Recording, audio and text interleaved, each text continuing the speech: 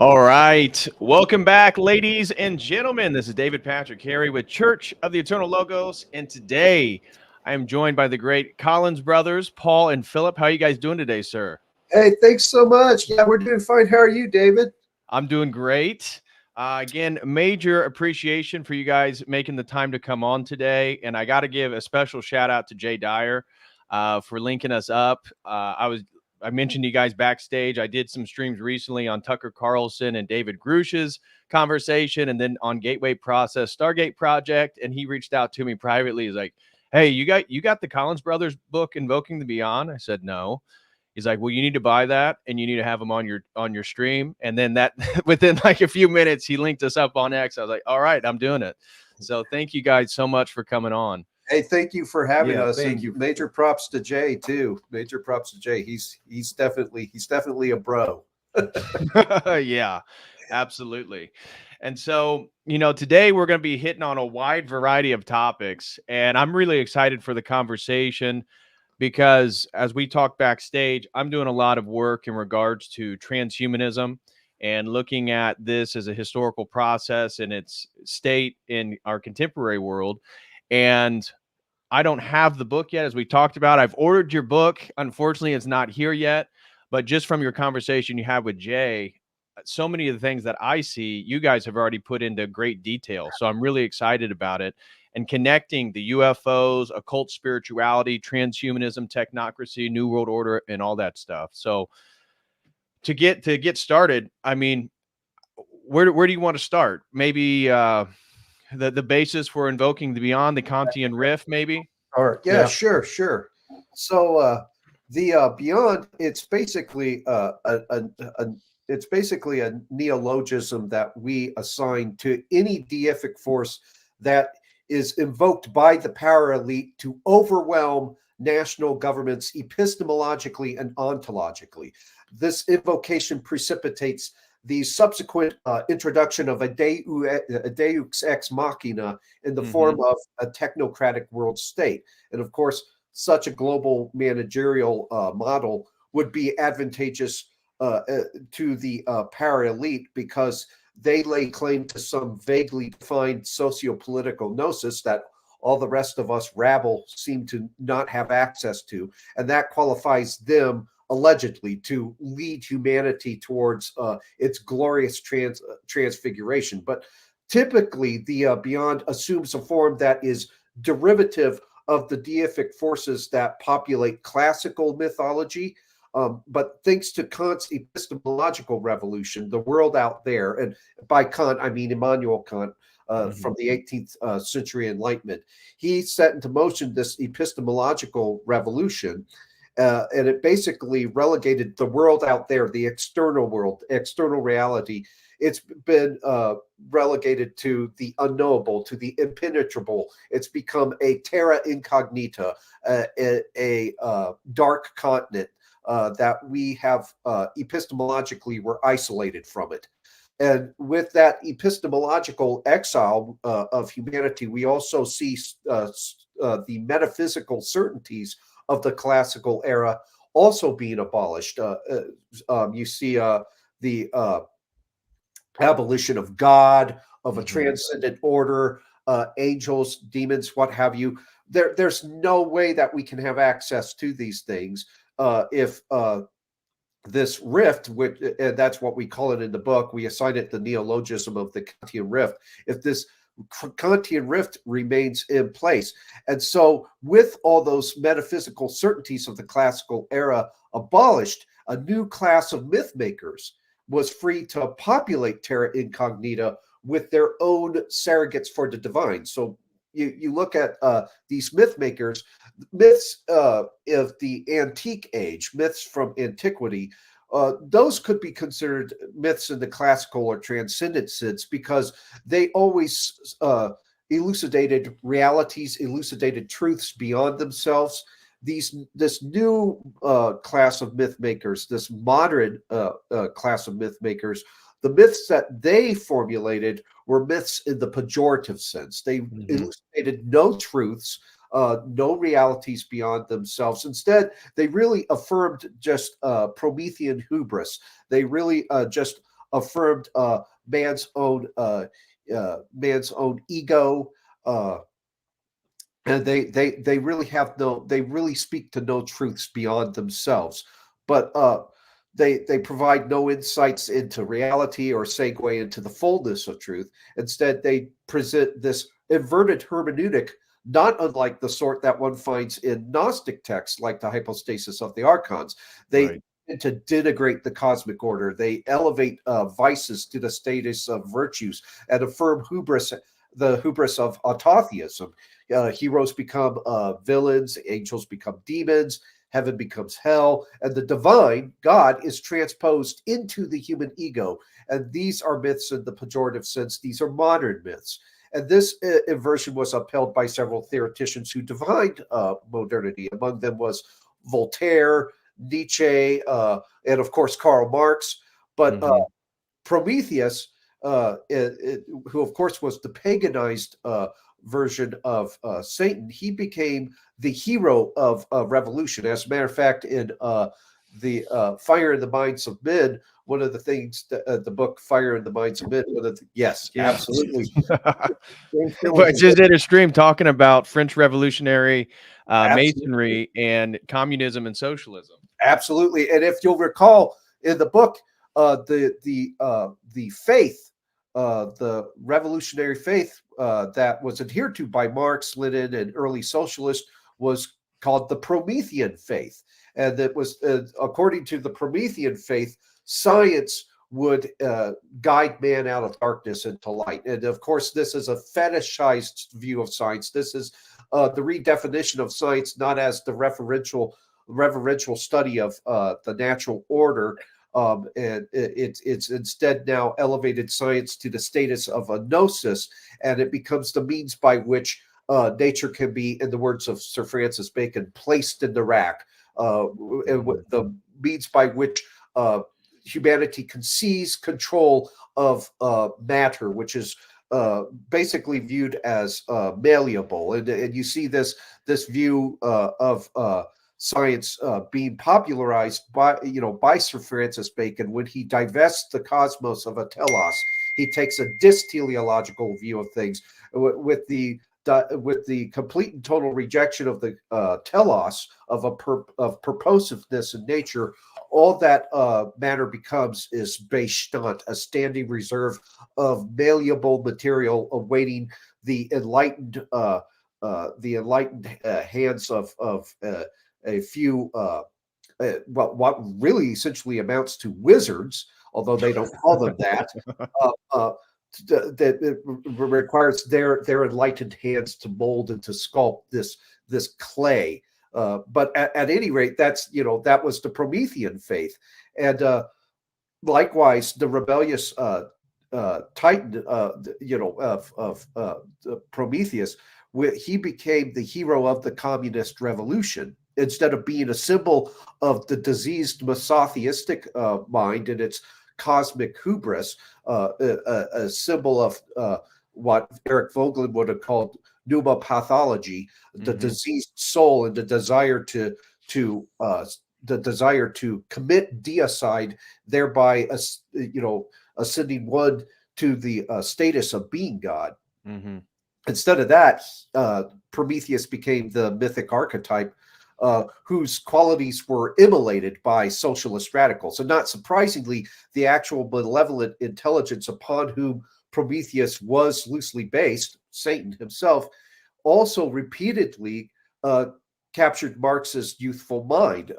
Marx wrote quite a bit of poetry, much of which was referencing Satan. But a lot of which was reproduced in Wurmbrand's book, Marx and Satan. That's an understated book within American academia, but I believe his name was Richard Wurmbrand. He was a Protestant minister. He reproduced much of Marx's early poetry that shown his this kind of veneration for Satan. Right. And you see this same veneration on display with modern socialist radicals like Saul Alinsky. It litters a lot of the socialist and communist revolutionary literature. Proudhon, Bakunin, all speak in veneration of Satan. Now, to be fair, it's a rather unorthodox view of Satan that they take. They take that the view that Satan is not a literal metaphysical entity. There's a distinction to be made between theistic Satanism and then the Satanists who are basically just humanists who have demythologized paganism. Yeah, but nevertheless, this distinction is really superficial given the fact that they arrive at the same outcome, the same logical outcome, and that is this belief in apotheosis, the man becoming God. But we also see this inversionist narrative tradition, the inversionist narrative tradition of modern myth makers. We see it on display with the various invocations of the beyond. The beyond can be invoked. And in our book, we cover 4 iterations of the Beyond. The Beyond, it can be invoked as the wrathful Earth Goddess, which of course is the patron deity of radical environmentalism. Right. But this wrathful Earth Goddess is actually a distortion of God's immanence, and a distortion of the relationship between the feminine and the divine. The Beyond can also be invoked as AI and technological singularity, as is exemplified by the transhumanist movement. And that's a God's transcendence reinterpreted as the mere circumvention of biological constraints. The transhumanist doesn't understand transcendence as, say, a classical theologian or an orthodox theologian would understand transcendence. There is no transcendence outside of the ontological confines of the physical universe for them. Right. Instead, transcendence for them means moving beyond human finitude. And then the Beyond can also be invoked as the super weapon. And the super weapon is the Promethean flame reinterpreted as an attainable deific power, and a Gnostically reinterpreted Messiah that will liberate humanity from corrupt materiality. And then, of course, lastly, the Beyond can be invoked as extraterrestrial gods. And this invocation of the Beyond is a reinterpreted taxonomy of angels, demons, and other heavenly beings, the most significant of which, of course, is God himself. And it should be noted that some of these invocations actually flow together, because in the book, as we point out, there are indications there that the invocation of the Beyond as a super weapon acted as kind of a midwife for the invocation of the Beyond as extraterrestrial. And it's the same with, because the whole myth with UFOs and extraterrestrials is that they came here because they detected nuclear testing, or they detected they detected Nagasaki, they detected Hiroshima, and that drew them to us because they grew concerned with our grasping of nuclear power, and the fear that basically we were going to destroy not only the Earth but the entire universe. Right.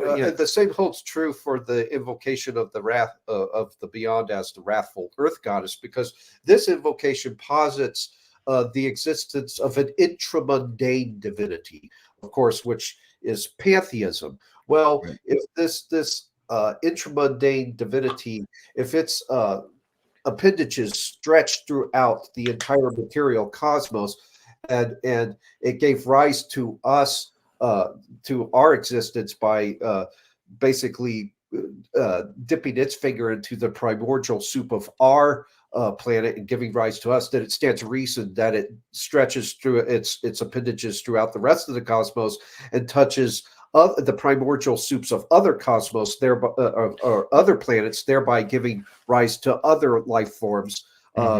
And when you look at the works of John Mack, the deceased psychologist who was financed by Lawrence Rockefeller, so there's a connection between him and the power elite right there.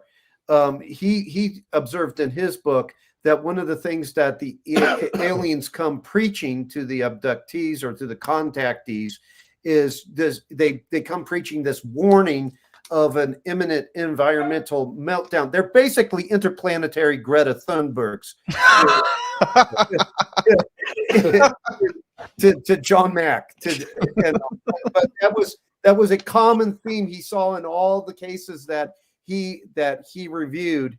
And so again, you have this flowing together of the different invocations at different points. At different points, you have you have a nexus between the different invocations. Yeah, they say one can segue into another.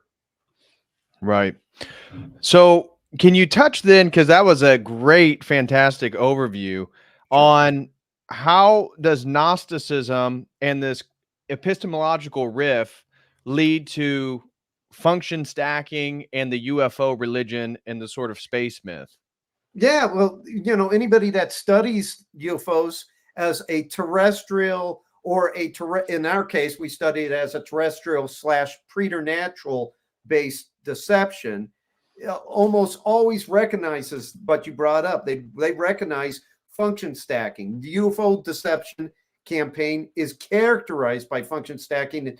And what function stacking basically is that if you look into the permaculture community, it's a term that appears in that community, but it has application when you're looking at UFOs.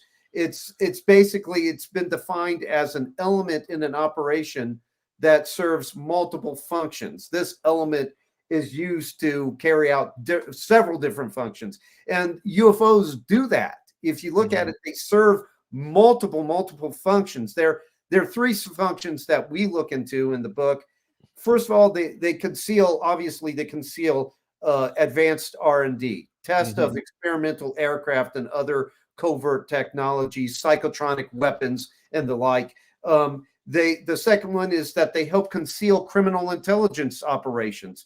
They've been, UFO myths have been used to cover for drug trafficking, for gun running, for, believe it or not, sexual entrapment and blackmail rings, eugenics campaigns, regime change, etc. And by bringing UFOs into the mix when people are looking at those sort of things, you send the researcher on a tangent. You send the researcher down an evidentiary cul-de-sac. This really happened with the theft of Promise software several years ago, back in the 80s and the 90s, when the Justice Department stole Bill Hamilton and his Inslaw company's Promise software. A lot of UFO mythology got thrown in there, and the individual who was really following the different threads, he was killed. Danny Casolaro, he was suicided. But you look at his notes, and it actually, you saw him finding a lot of these disinformation trails, the MJ12, the alien autopsy. All of these got thrown in. Michael Riconosciuto, Danger Man, who was in all likelihood the individual who built the back door into Promise software for the Americans. The Promise software ended up with the Israelis, and somebody else built in a back door for the Israelis. But for the American side of it, back door was in all likelihood built in by Michael Riconosciuto. Michael Riconosciuto's father was a business partner with Fred Chrisman, who was the individual who was in all likelihood an intelligence agent of some sort. And his resume suggests that he was involved in intelligence circles and all. But Fred Chrisman was pretty much, in all likelihood, the individual who was responsible for building the whole Murray Island UFO myth and all. So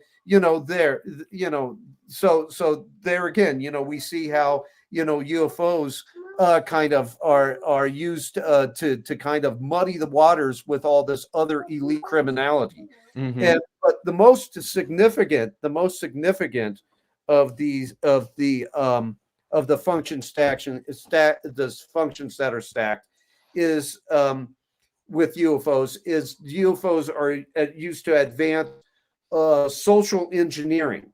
They're used to advance the radical reconfiguration of human civilization, in particular radically changing our spirituality. Right. I mean, for instance, if you look at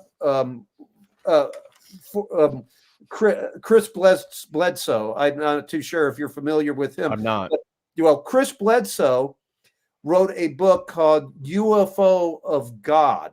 And it's my understanding is it's going to be turned into a major motion picture and all. Well, in this book, Bledsoe turns upside down everything that we understand about God. And who wrote the foreword to that book?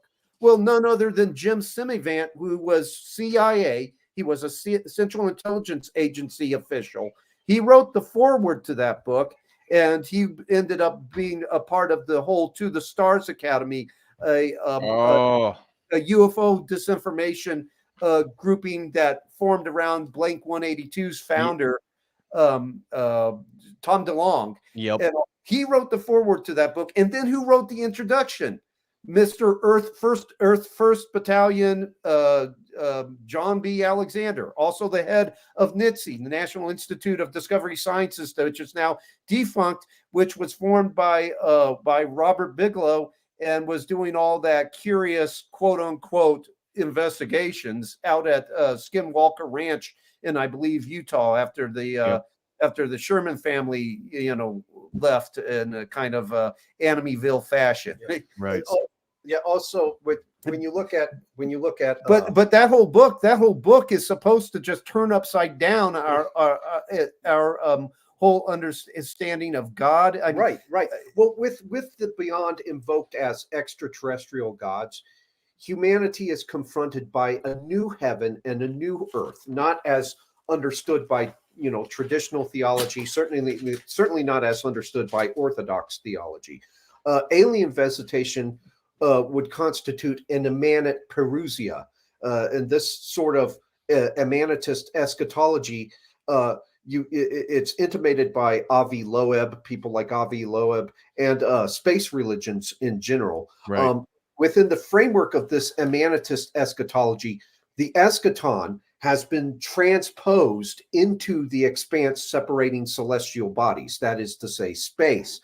And this transposition is intimated through the familiar phrase, space, the final frontier, which, of course, is the culturally ubiquitous utterance that was popularized by Star Trek, a TV show franchise created by Gene Roddenberry. Well, by characterizing space as the final frontier, Roddenberry implies that those mysteries that were best deferred until the eschaton can and will be solved within the present immanent order.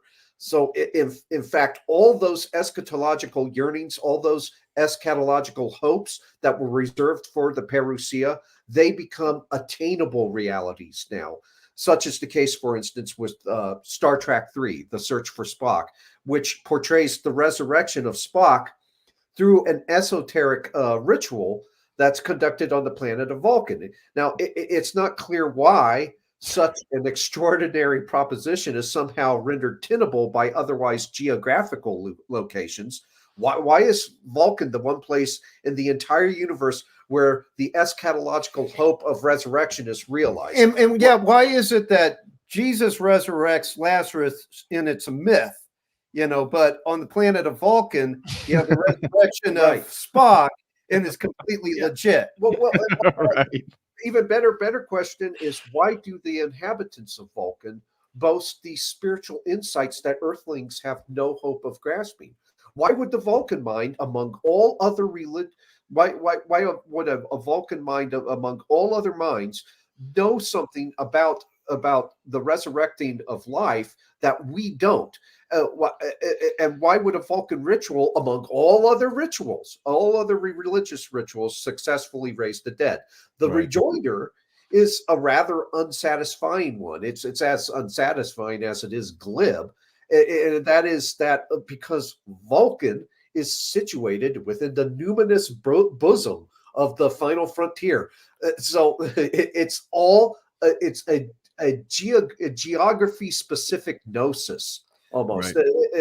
But nevertheless, this immanentist conception of the eschaton, it's culturally pervasive, as is evidenced by the almost innumerable cultural artifacts comprising sci-fi literature, sci-fi films. Space is now regarded as the suitable setting for the deliberation of matters pertaining to heaven, to hell, even to resurrection. The four last things. Yeah, exactly. For instance, the closing scenes of the film Contact, which was released in 1997. That's based on the work of Carl Sagan. Carl Sagan, billions and billions. Yeah. Well, he presents audiences with a celestial paradise where Jodie Foster's reunited with her deceased father.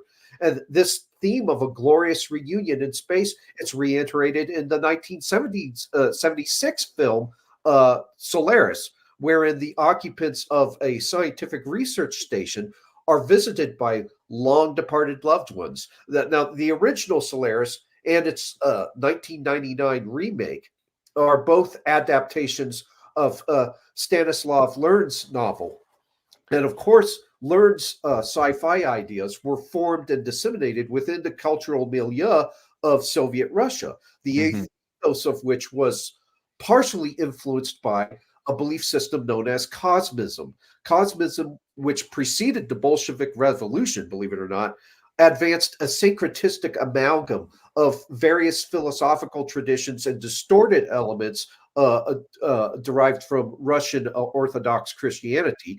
And during the 1920s, the Russian cosmists, they spoke prolifically about reassembling atoms of deceased people in space, thereby effecting their bodily resurrection so that they could experience the sublimity of the Bolsheviks' ideal society. So you don't have to die.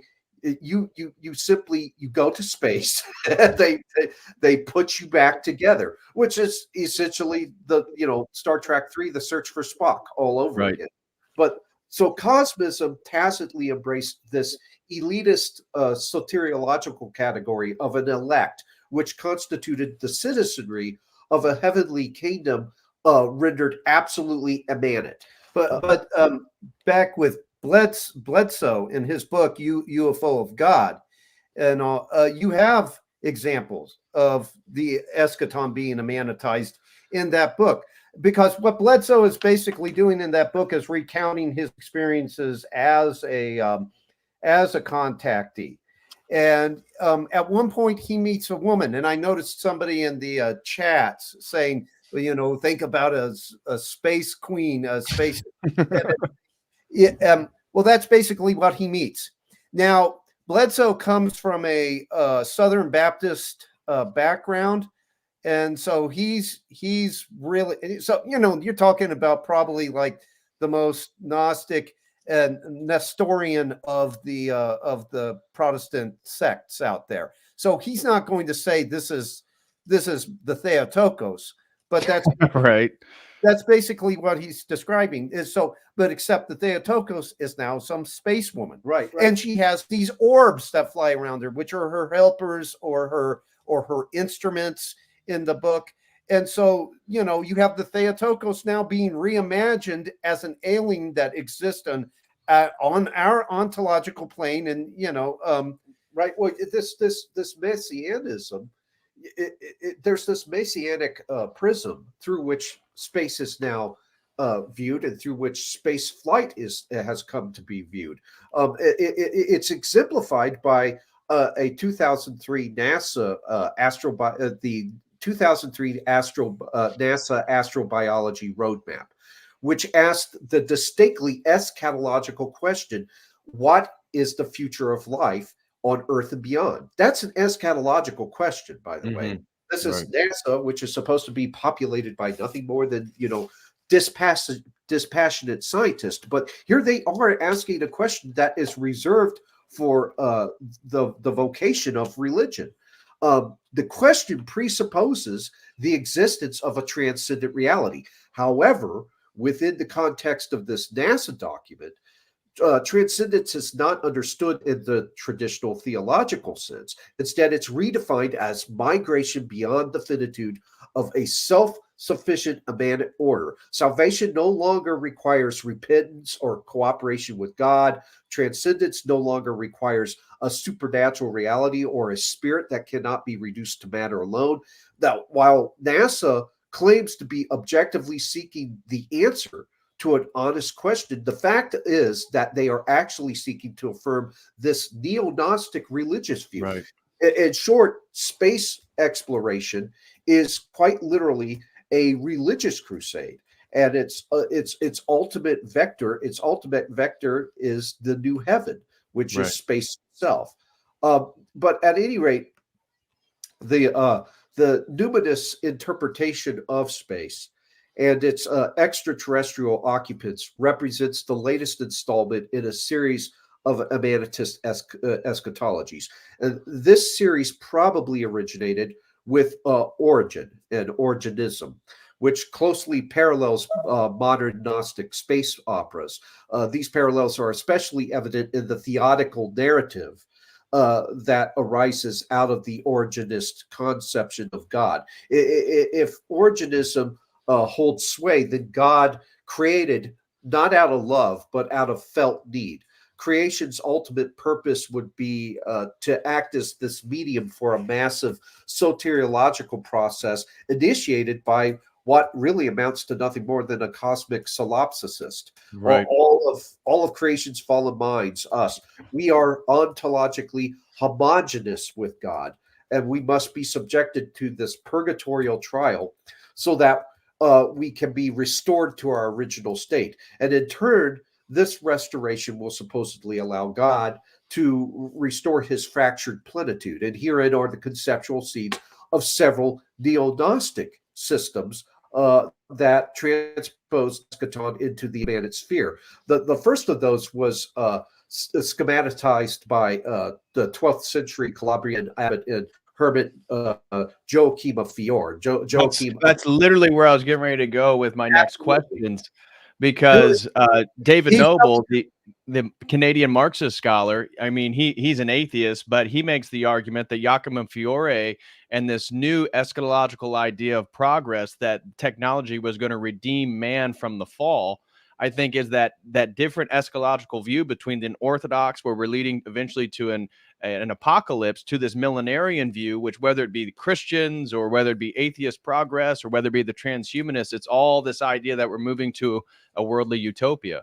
Right, absolutely. And it's a new Gnosticism in that, okay, the Gnosticism of the antique age, Gnosticism of antiquity, was world-loathing. It was docetistic. It was matter-loathing. It held a docetistic cosmological attitude. It embraced a cosmological pessimism. The cosmos was something to be transcended, something to be escaped, in almost kind of like a early an early antecedent of the rapture doctrine. With the new Gnosticism, now there is the docetism remains there, but it's on a more so of a tacit level. The belief is that God descends into materiality and dwells materiality for the purposes of discovering himself, learning who he is, arriving at self-knowledge through us. And in so doing, it renders us homogeneous with God, and we basically become nothing more but nothing else but God. So the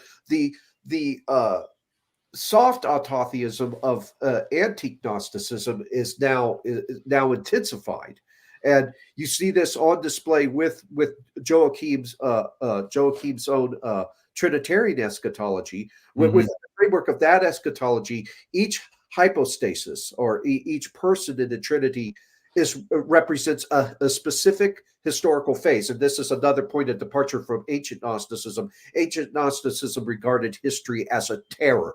The ancient Gnostics hated history because history, since it was always in flux, it prevented things from being immobilized in a state of utopian permanence. Now, history in this framework of this new Gnosticism becomes a soteriological process. But each hypostasis, according to Joachim, of the Trinity, they represent a specific historical phase. So the pre-Christian era, that's divided into the ages of the Father, who represented the Old Testament, and the Son, who represented the New Testament. So you have kind of shades there of Marcionism, this bifurcation of the Old and New Testaments, like the God of the Old Testament, the God of the New Testament, which the Marcionites viewed as almost irreconcilable. One was just harsh and cruel, and the other one was merciful. But both of these iterations of God, they both could not be, reconciled in the mind of Marcion. In Joachim's system, they become just these incremental links. But the third apocalyptic age, of which Joachim was, of course, the self-proclaimed prophet, Right. was Right. who else? What can I say, guys? I mean, when you're this awesome, it's got to be me. Of course, Joachim is the prophet of that that age. That is the age of the Holy Spirit, and during this age, sacred scripture, the church, and the state would all give way to a free communist world, and echoing Gnosticism's docetistic attitude towards physical embodiment.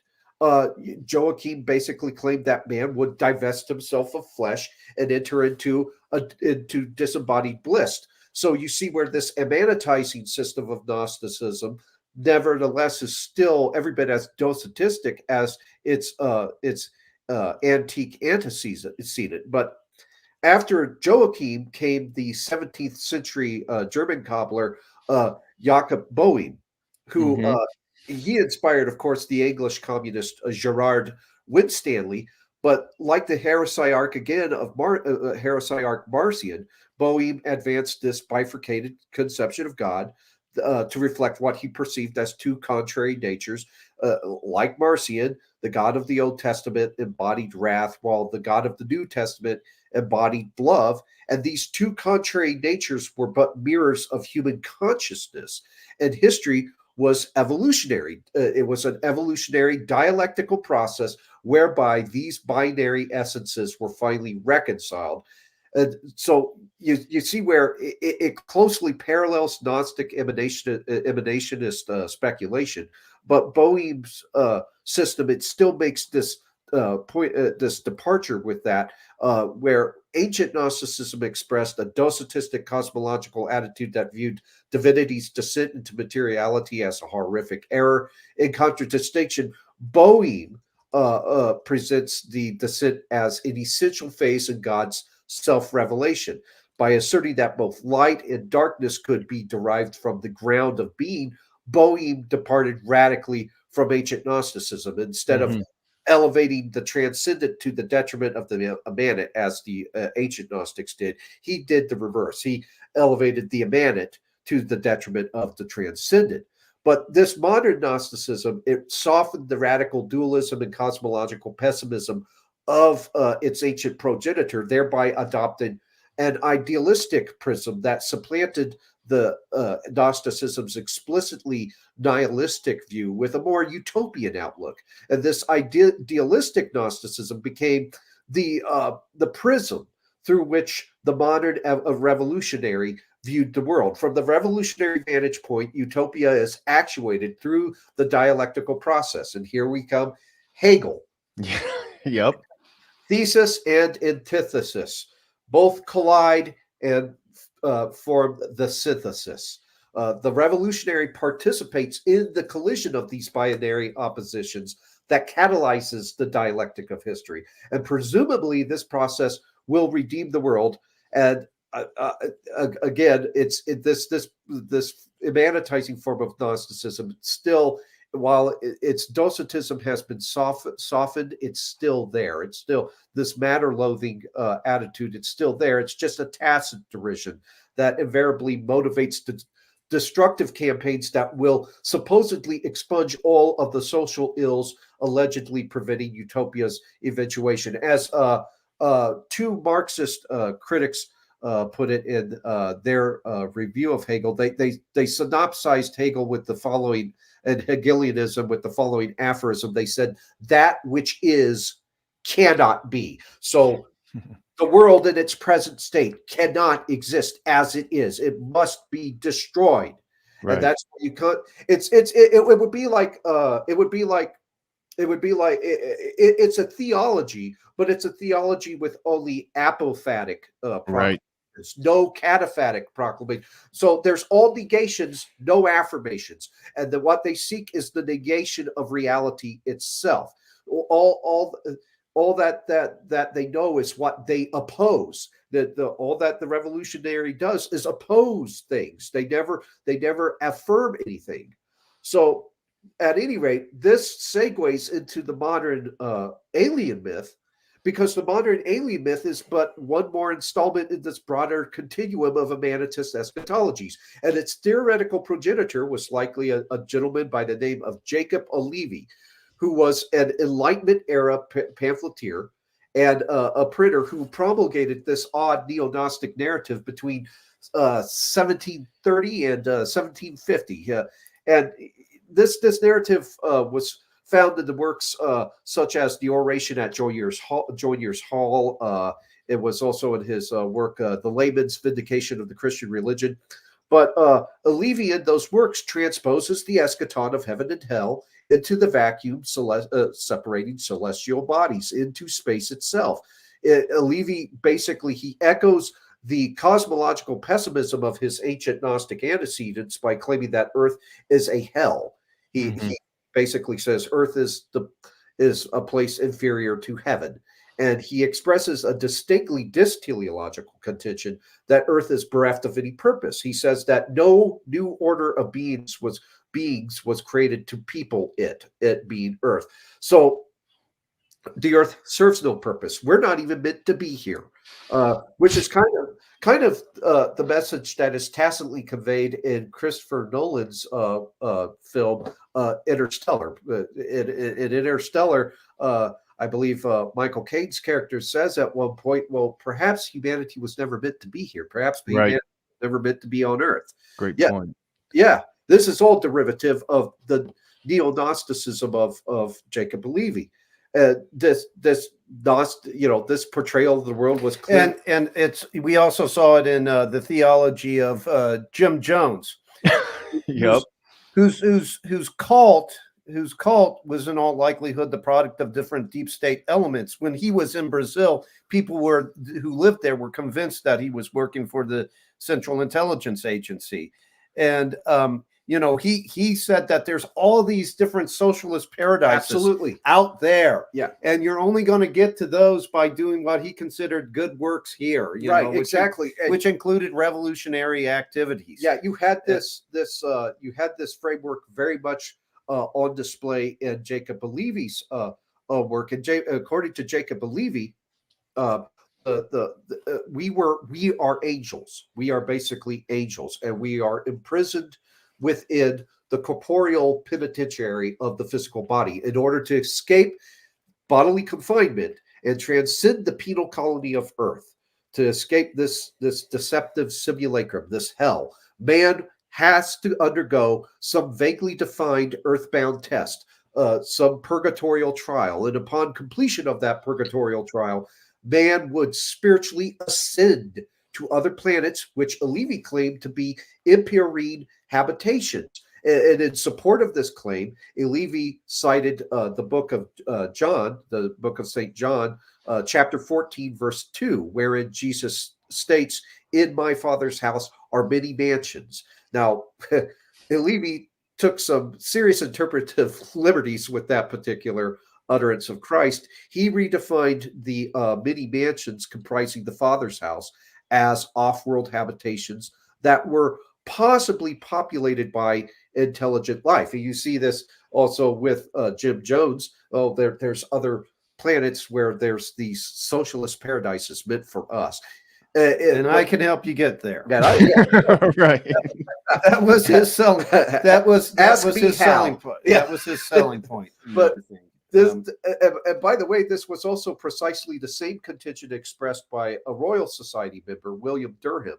And it was Durham's conviction that the Dutch astronomer Christian Huygens had actually observed life forms, humanoid life forms, scurrying across the surface of planets that he viewed through a massive telescope. But this Enlightenment era cameo of extraterrestrials and its corresponding theological view established the overall hermeneutic according to which the modern UFO phenomenon was understood. Suddenly, the eschaton, it transposed into the Amanitosphere, situated among the stars, heaven, hell, angels, most significantly angels, demons, and then God, were suddenly redefined as the extraterrestrial occupants of the physical universe. And what did Carl Jung refer to UFOs as? Carl Jung, of course, being the neo-Gnostic psychoanalyst. He referred to, and he also had, was involved with the popularization of the Nag Hammadi codices, which of course were Gnostic.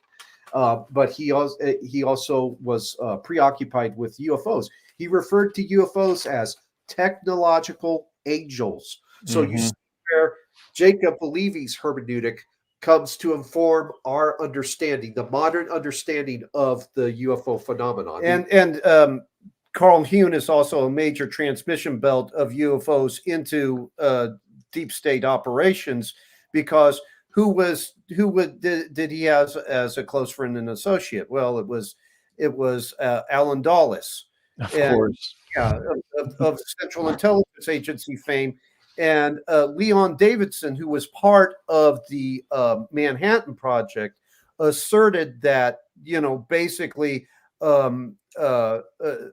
Dulles had used Carl Jung as a source of inspiration when concocting a UFO deception, which ultimately culminated in Adamski, George Adamski's whole contactee story, his whole myth and all.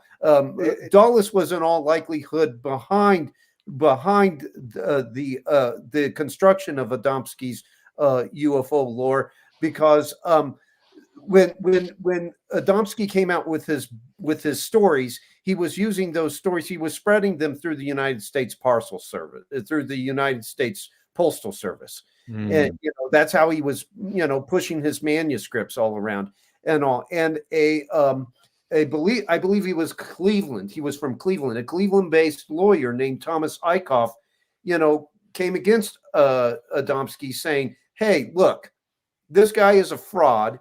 He is using the United States Postal Service to perpetrate his fraud, so should a case be brought against him? Should some kind of suit be brought against him?"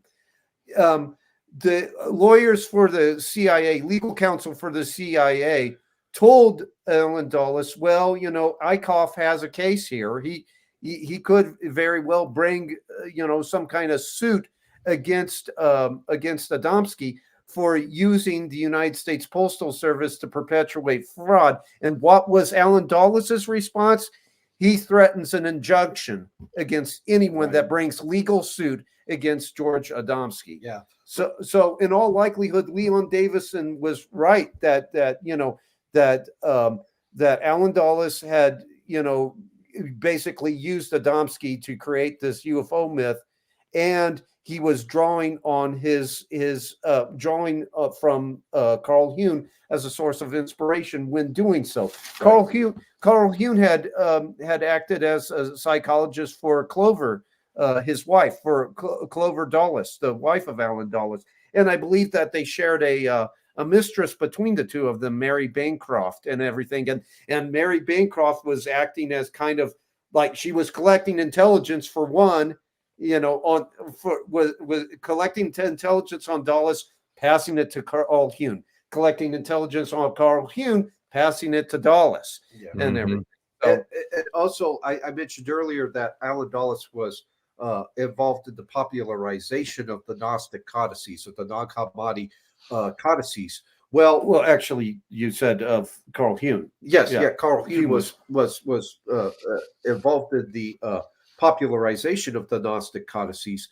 Well, a Gnostic revivalist by the name of John Lash posits an ongoing period of synchronicity between the discovery of those codices and the great wave of UFO sightings that occurred in the summer and fall of 1947. In Lash's view, this pattern of events foreshadows the emergence of a Gnostically inspired religion that will eventually supplant Christianity. Right.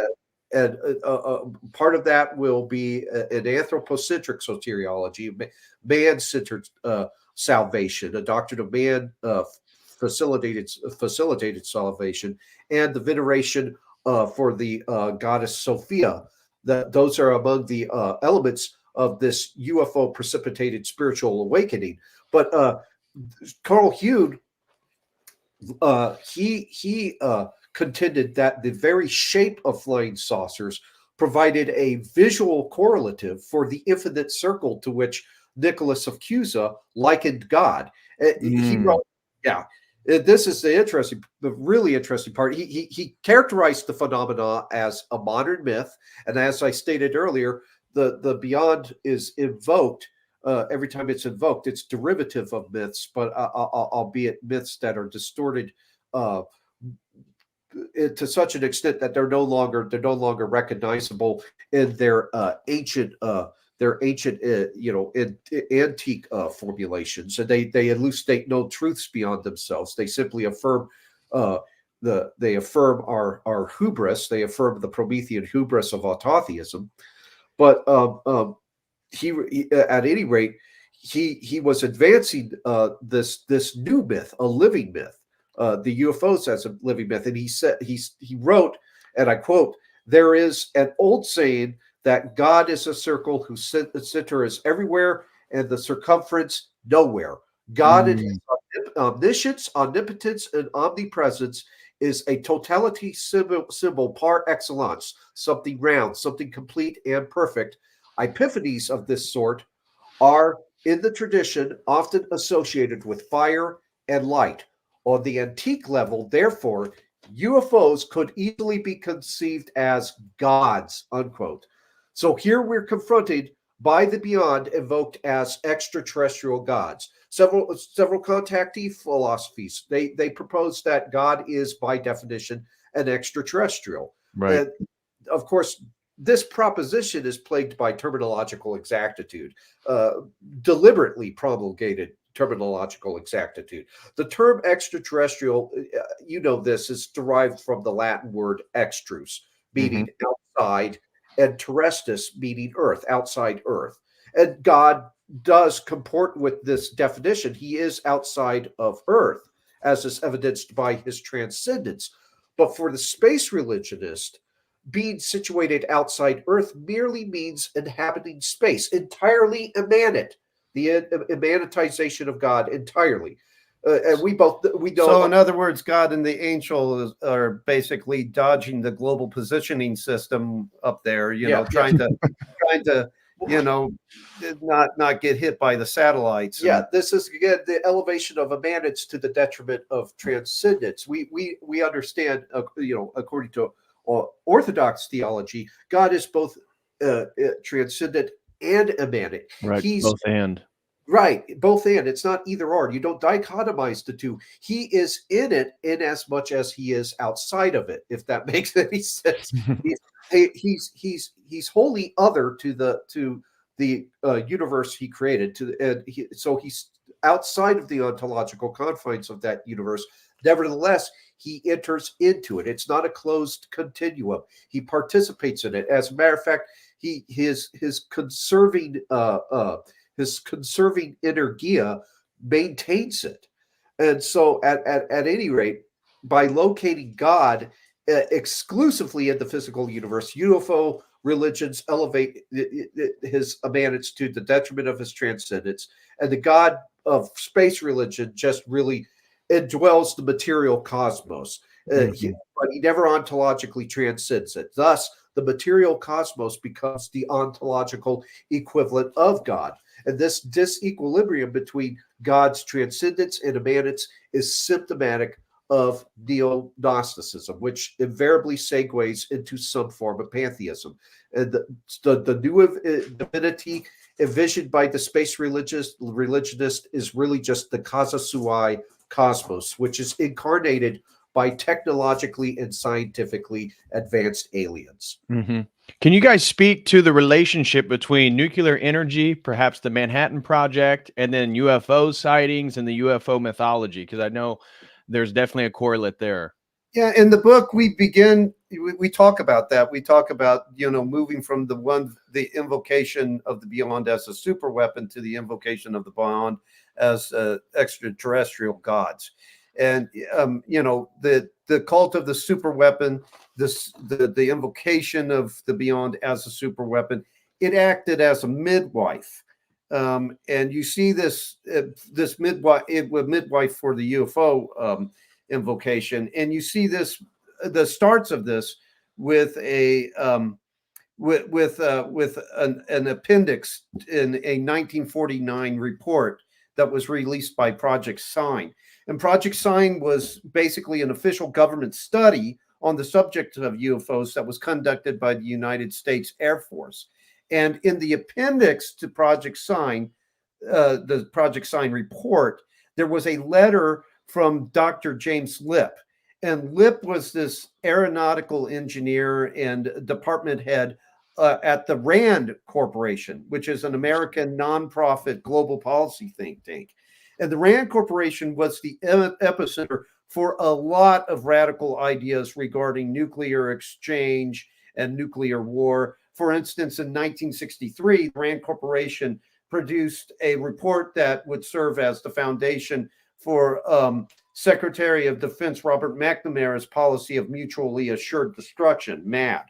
MAD would go on to become a national security centerpiece during the Cold War. It came to basically define the Cold War and our approach to the Cold War. It held that in a nuclear exchange and all, both the aggressor and the defender would both be destroyed.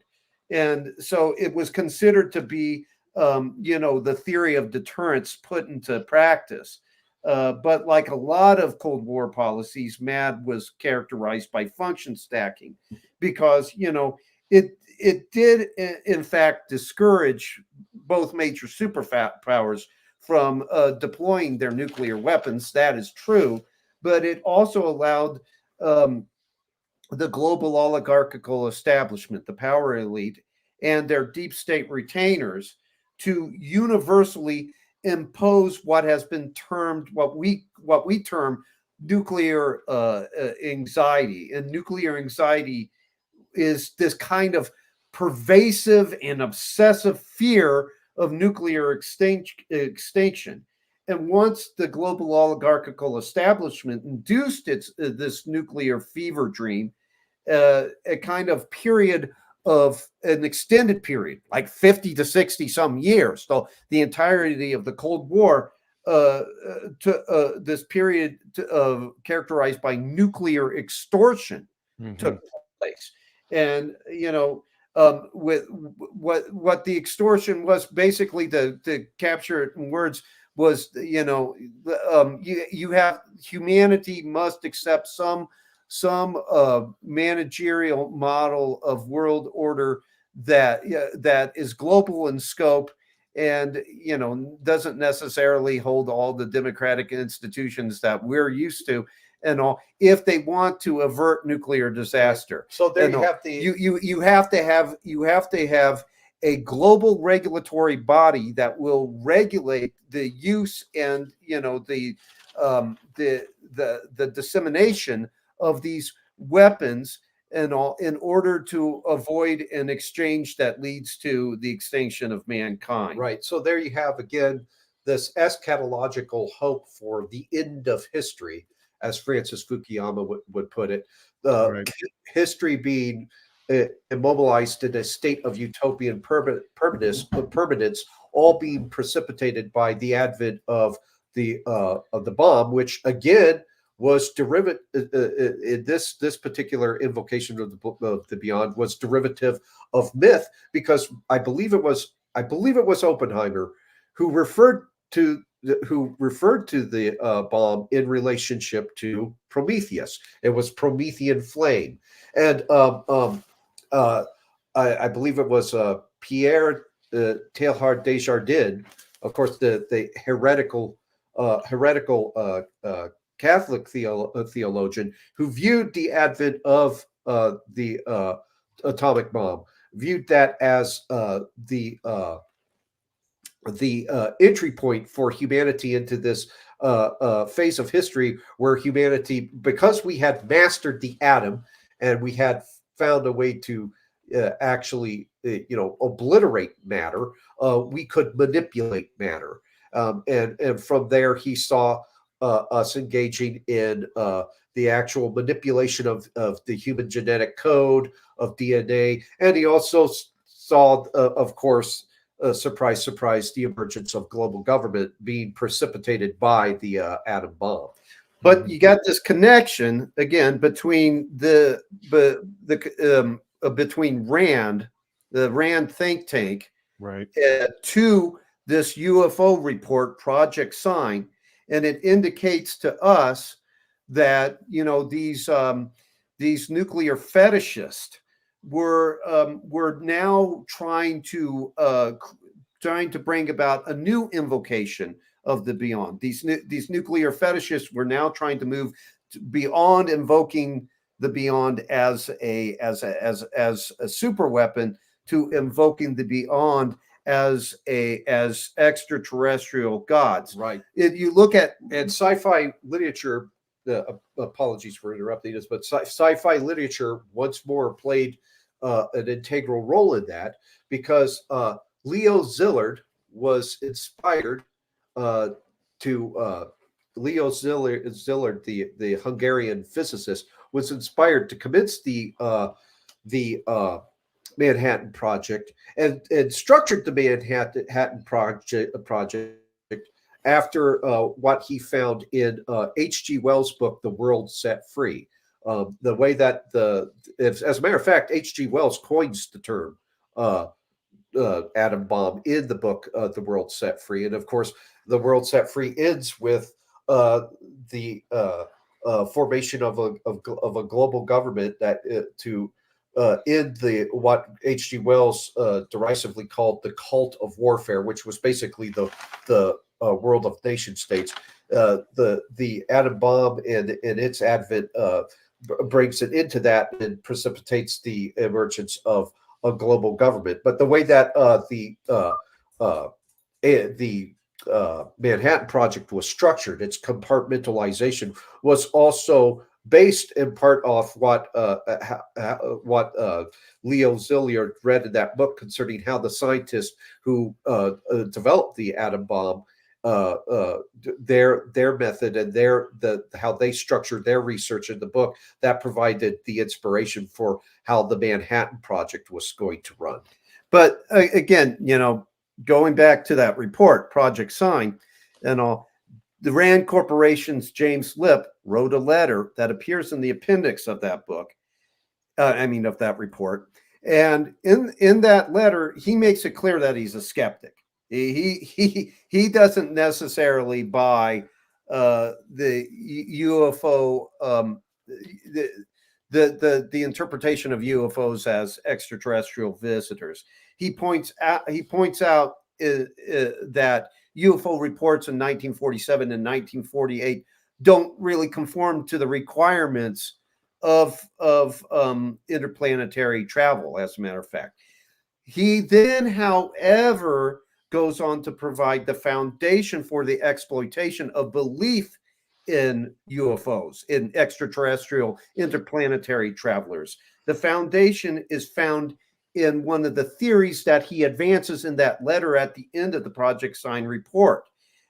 Lip contends that there might be a causal relationship between atomic bomb test on one side and the appearance of UFOs on the other side. He asserts that if real, then interplanetary visitors came to our solar system and were drawn to Earth by the detonation of nuclear devices. And Lip's theory included like Martian telescopes that were visually detecting A-bomb explosions at Alamogordo and at Hiroshima. And Lip didn't seem to subscribe to his own theory. He points out that there's a lot of deficiencies to that theory in his own letter. To put it quite plain, Lip believed Martians would find observing Earth for these long tracts of times to be like really boring. This is a mundane exercise. Come on, guys, do something. This is just a higher grade of masturbation. Let's move on. All of that aside, though, Lip had either intentionally or unintentionally contributed to a narrative that would be used to manipulate the UFO community for years and years to come. It was also used to deceive the public, generally speaking, because social engineers within the deep state introduced to the public imagination the notion that interplanetary travelers had detected our nuclear activities and were now visiting Earth with both benign and sinister intentions, depending on which extraterrestrial race we're talking about, because the mythos that has been concocted doesn't just imagine one race. It imagines like a United Nations, a galactic United Nations, right. And the hands of social engineers, of these social engineers, it can be, you see intimations of it almost immediately in the period of time subsequent to Project Sign, as all these UFO contactees begin to emerge, and the whole contactee phenomenon begins to take shape. Nuclear anxiety was a common thematic thread that ran through the accounts of contactees. The Earth that stood still, or the day the Earth stood still, also kind of presents this scenario where aliens are compelled by humanity's acquisition of nuclear power and the atom bomb.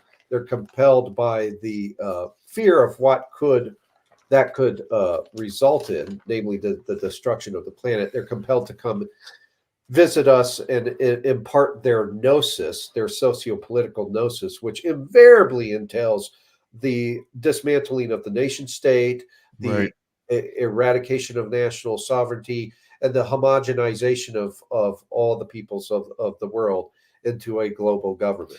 But the most famous contactee that almost touched off the whole phenomenon again was Adamski, was George Adamski, who we spoke about earlier, and he in his books, he talks about how this alien told him that extraterrestrials were now visiting Earth on this mission to prevent humanity from destroying itself with nuclear weapons. And this alien who referred to himself as who Adamski referred to as the master, explained to Adamski that extraterrestrials had come to Earth to also not only save the Earth from nuclear extinction, but to also prevent the Earth's the nuclear radiation from adversely affecting all the other planets, out there, and all. And again, Adamski, wittingly or unwittingly, we personally believe unwittingly, served as a tool of the deep state, and in particular, the principal deep state actor there being Alan Dulles. Because why? Going back to what we talked about, him threatening a court injunction earlier, Dulles threatening that court injunction to prevent Thomas Eichhoff or anybody else bringing suit against Adamski. Why did Dulles wish to prevent some kind of courtroom testimony against Adamski? And again, Leon Davidson, who was a chemical engineer who participated in the Manhattan Project, believed that Dulles and the CIA had played a pivotal role, a central role in creating the whole Adamski hoax, manufacturing it from start to finish. And in 1962, Davidson wrote an article that contended that the CIA had orchestrated the whole Adamski close encounter experience, including in 1952 when he had an encounter in the desert with a Venusian. So I mean, like, they apparently, somebody in the employ of the CIA,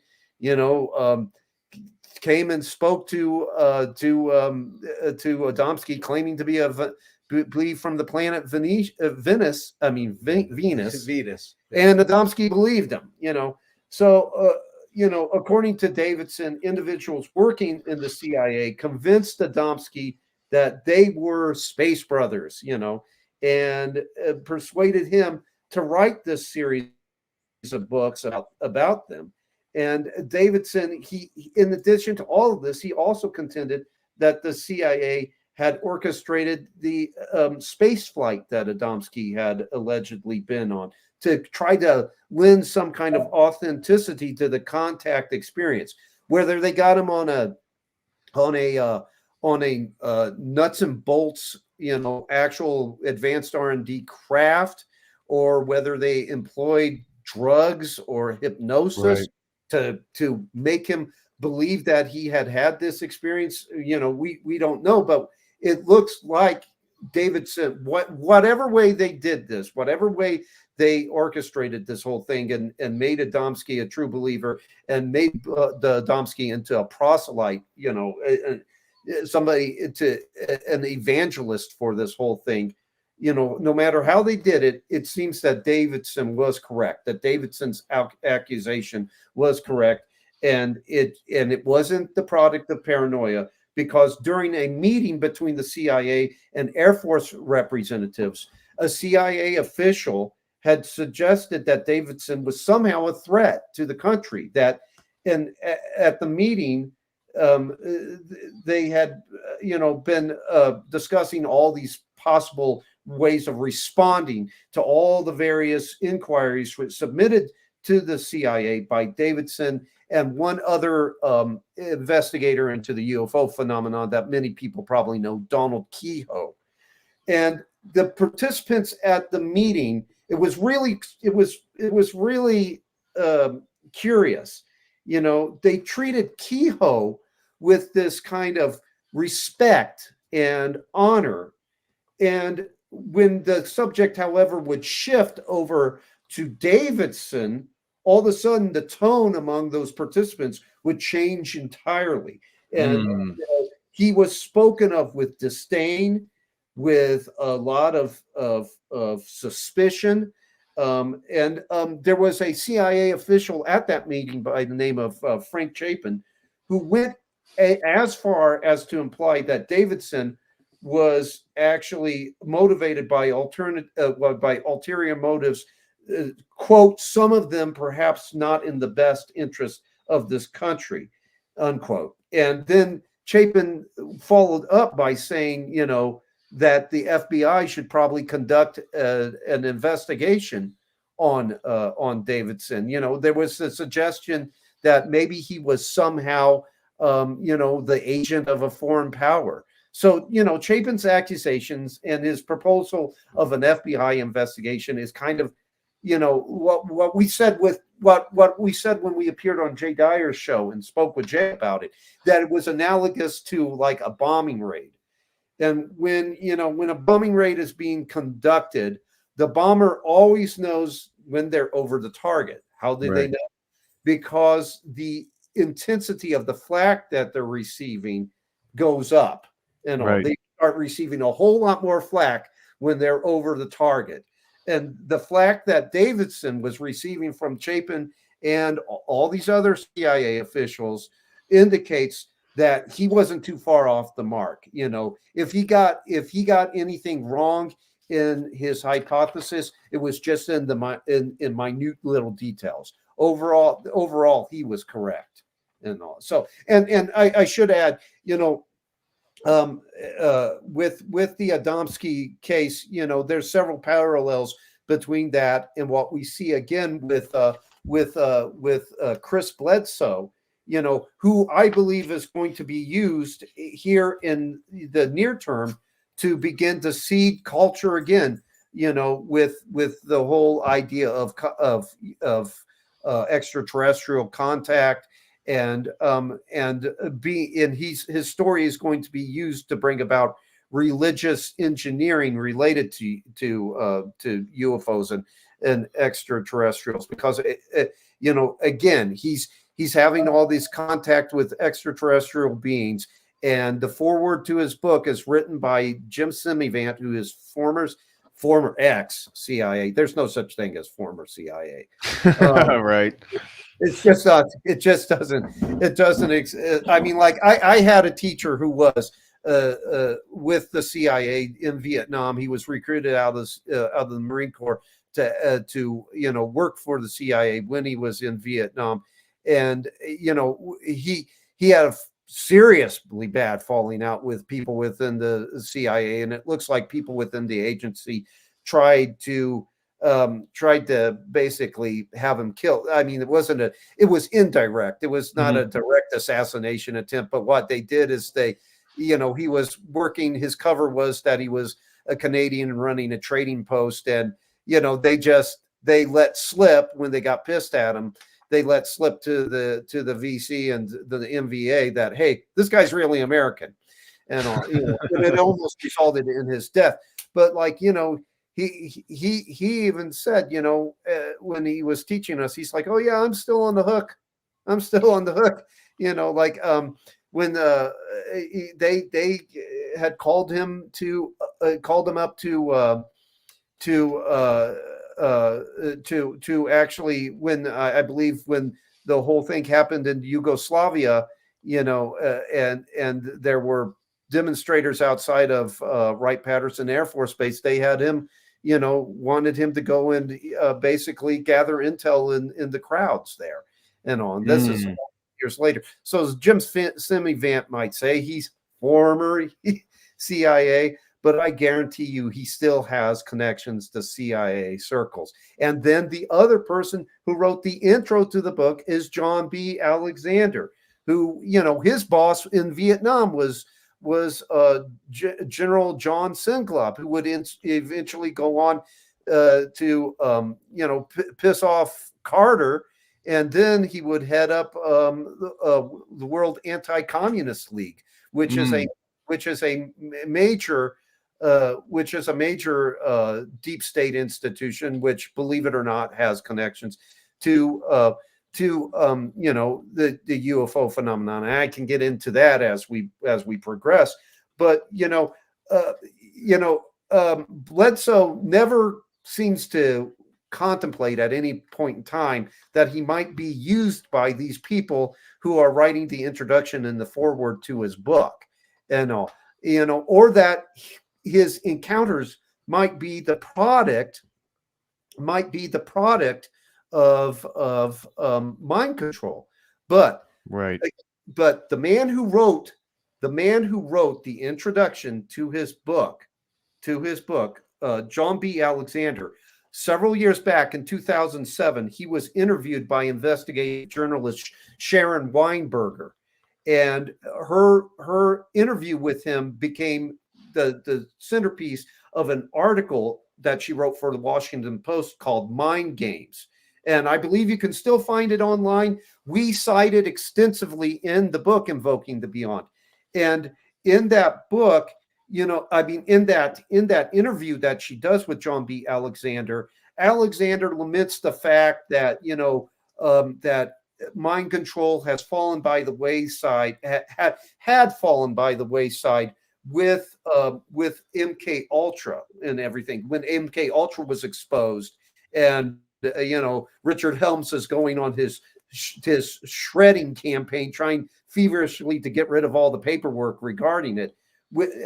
There came to be this kind of aversion to mind control within Washington circles after MK Ultra started to come to the floor, started to fall into the public spotlight and all. But then what Alexander starts to rejoice in this interview that he has, because he says, well, September 11th happened, and the that the mood change in Washington, that the mood started to change in Washington, and that that the national security community was actually starting to express interest in mind control again, and he rejoices over this. And then I want to read a part from Weinberger's article. Go ahead. Because, she's a little unsettled that he is really enthusiastic about mind control. Right. And, I wonder why. So, in this one excerpt, and we include this excerpt in the book too, so it's there for anybody to read. And I'm sure you can still find Mind Games, the article. And let me remind people that if they want to get your book, that link is in the video description. We got over 160 people with us right now. If you guys want to get their book, Invoking the Beyond, that link is in the video description, as well as one of their more recent links, which we're going to discuss here in just a few. And if you have any questions or comments, feel free to send those in. We'll address all those at the end of the stream. And so go ahead, go wherever you guys want to go. Gotcha. Well, this is what Weinberg writes. She writes, quote, "When Alexander encounters a query he doesn't want to answer, such as one about the ethics of mind control, he smiles and raises his hands level to his chest as if balancing two imaginary weights. In one hand is mind control and the sanctity of free thought. On the other hand, a tad higher, so this hand is higher, is the war on terror." So it's like, my God, you might have some ethical reservations, but the GWAT, the global war on terror, makes it necessary for us to sideline those. We got to start looking into mind control. Right. And they did, because if you look at what happened at Abu Ghraib, and we go into that at the book, definitely some mind control aspects of mind control there. And another one more near and dear to the GWAT would be what they did to Khalid Sheikh Mohammed. They waterboarded that man retarded. I don't mean to be crude, but right. Just trying to get what they considered to be valuable intel out of this guy. And that's those kind of torture techniques are employed in different forms of mind control, and in interrogation is a part and parcel of mind control. So this is again this is the man who's written the introduction for Bledsoe's book, right? And Bledsoe doesn't seem to dawn on him that maybe this man, or covert circles that this man belongs to, were responsible for concocting his whole contact experience, and that mind control might have played a role, because after all, Alexander, who wrote the intro and all, is a proponent, a stalwart proponent, a zealous proponent of mind control techniques. I'm curious what your guys' thoughts are, because I just did a stream with Jay just a few days ago, actually, and we were talking about Gateway Process, Stargate Project, and we came to the point discussing psychotronic weapons, of which the official stance of the U.S. government is that they don't exist and they're not efficacious. Yet Putin in 2012 made a public statement that psychotronic weapons do exist. Yeah. They have them, as well as other nations, and they are efficacious. Can you guys speak a little bit to that? Because that certainly ties into MK Ultra and some of these other projects. John B. Alexander was involved in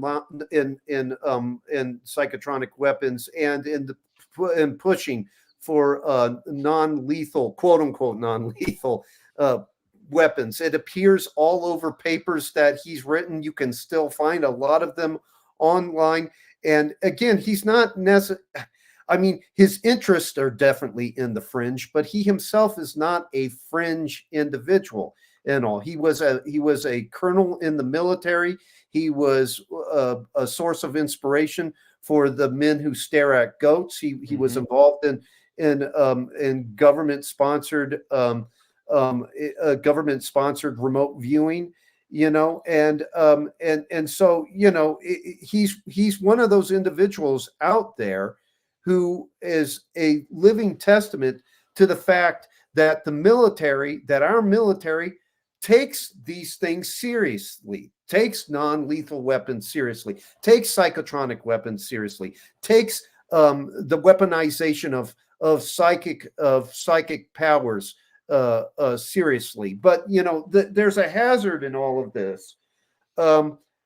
because what Charles Upton, the perennialist, has pointed out is that, first of all, he's one of the individuals who has pointed out that there are deep state actors who qualify as occultist, wizards, sorcerers, and they use occultism, magic, in the most extreme examples, Right.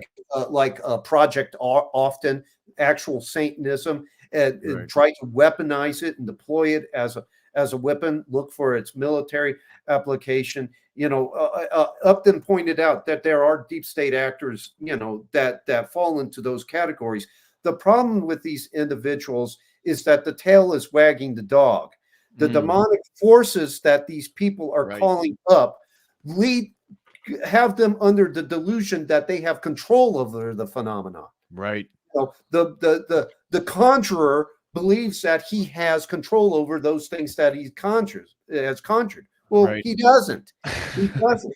And this is where we might differ from some other researchers, but the deep state is actually imperiled as much as we are by any of this, because they have tapped in to forces that they cannot dictate the terms of the agreement with. Right. They're like Dr. Faust. Yep. And they don't control the things they think they do. They might think they do, but when there is going to come a time where it is made painfully obvious to them that they don't control these things. What that looks like, I don't know. Probably something like what we saw on the first season of Stranger Things, where she's being used to she's simply being used to remote. She being the character of number 11. Yeah, number 11, the character of number 11 is simply being used to remote view, a Soviet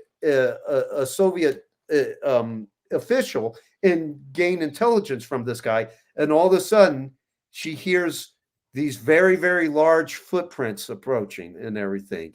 It just calls to mind like the Black Sabbath song "Too Late," where it's too late. It's too late. Yeah. You said the words. It's too late. Something heard you. And by the way, this is actually not irreconcilable with the overall affinity for scientific materialism here in the West.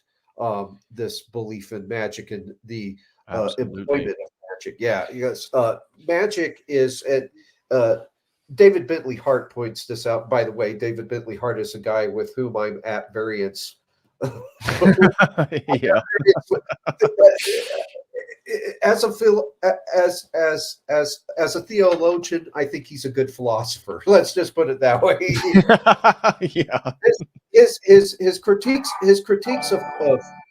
critiques of evolutionary naturalism and his critiques of transhumanism are quite good. But don't look to David Bentley Hart for theology. Right. He lays claim to an Orthodox Christian heritage, but he's more of a syncretist, and he has said as much. But David Bentley Hart points out that magic is, in his words, essentially a species of materialism. It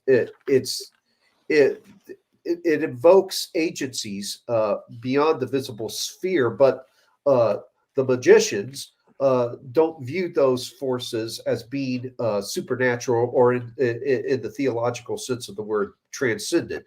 If anything, they're at most preternatural, and they occupy the subtler tiers of the physical cosmos. St. John Chrysostom talks about the air and what the Bible means. When we see reference to the air. And the air is kind of this almost ontological intermediary plane between heaven and earth. And that's where Yeah, but the demons would be now obviously, and the angels. I mean, like, the best way to look at it is as like shark infested waters. Is every fish in shark infested waters a shark? No. But are sharks there? Yes. Yeah. And in high volume, so you might want to stay away. Right. when in medieval parlance, you heard quite a bit of talk about ghosts, goblins, specters, evil spirits, what have you. All of those appellations are merely theologically uninformed euphemisms for those beings that occupy what Malachi Martin and Wolfgang Smith dubbed the intermediary ontological plane, or as St. John Chrysostom put it, the air. Right. We're not talking about the literal air. Yeah, we're not talking about oxygen that you breathe. Right, No. right. That's John Chrysostom speaking analogically. But now, nevertheless, this is not even these categories would be rejected by the scientific materialist. My point is that the scientific materialist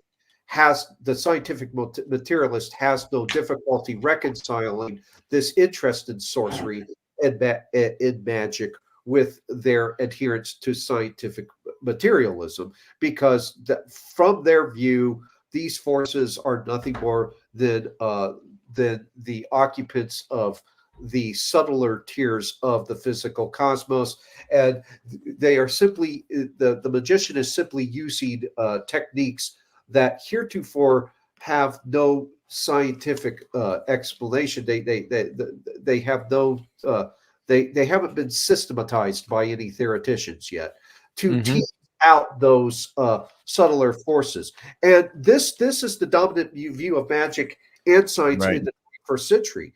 It's been tacitly promoted through several modern scientific paradigms. Theoreticians like Newton, Maxwell, Einstein, Schrodinger, effectively, they undermined the authenticity of matter. You had this growing allergy towards matter with science as we entered the 20th century. And in so doing, these theoreticians rendered the physical cosmos, the physical universe, as nothing more than a standing reserve, a Bestand, in the words of Heidegger, a Bestand of raw material to be manipulated through the sorcery of science. And you see this view being promoted again. It's through several pop culture artifacts. The 2010 film, The Sorcerer's Apprentice. In that film, you have this physics student from NYU. He's taken under the tutelage of this magician named Balthasar Blake, played by none other than the eccentric of eccentrics, Nick Cage. Yeah, Nicolas Cage. Too bad Jay Dyer's not here. I know, he loves it. Exactly. I thought the same. But in one training session with the young apprentice, Balthasar explains that sorcerers constitute this elite stock of people who can use 100% of their human brain. The rest of us can't, of course. So you have this Gnostic bifurcation of humanity into the pneumatikoi, the true spiritual man, and the sukeikoi, or the natural man. But this distinction basically allows the magician to manipulate matter, and the apprentice becomes somewhat skeptical of these categories being invoked by Nicolas Cage, and he asks, "Well, is sorcery science or magic?" And Balthasar glibly replies, "Yes and yes." Right. So, see. And it's interesting because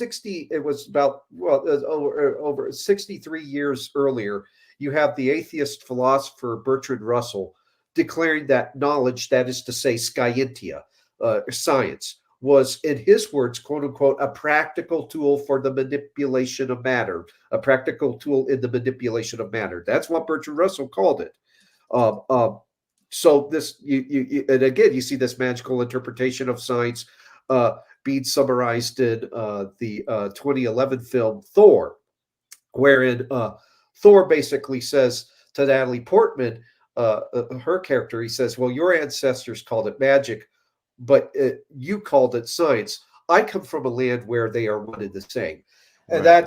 that's how the scientific materialist views magic. Magic is simply a method that heretofore has not been scientifically explicated, but nevertheless can be used to tease out the forces that occupy these subtler tiers of the physical cosmos. And it's simply another species of materialism. And this whole way of thinking has given rise to, within deep state circles, within covert political circles, it has given rise to what the guys over on PsyOp Cinema refer to as metaphysical pragmatism. Yeah, pernicious metaphysical pragmatism. You know, because there are certain deep state actors that say, I don't know how it works, but damn it, it works. It works. So I don't care. Right. I don't care. Make it yeah. The words. And in relation to your guys' point, you know, Aleister Crowley defined thelema as the science of will, and that it was both spiritual and material. And you have people like Arthur C. Clarke making quotes about any sufficiently advanced technology is indistinguishable from magic. Absolutely. And so, you know, the idea that magic is somehow not related to material. Well, no magician, again, as Orthodox Christians, we absolutely believe in ritualistic magic and the conjuration of spirits and the ability of possession and acquiring things. But that's where, again, it gets to that apotheosis where these people venerate themselves, they worship their own will and their will for power. And That's so you see, go ahead. The key point there. Oh, I'm sorry, David. I didn't mean to interrupt.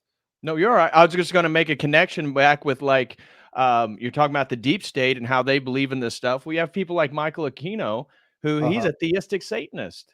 Yes, absolutely. And the key word there, the word that you keep using over and over again, that is absolutely key, is the will.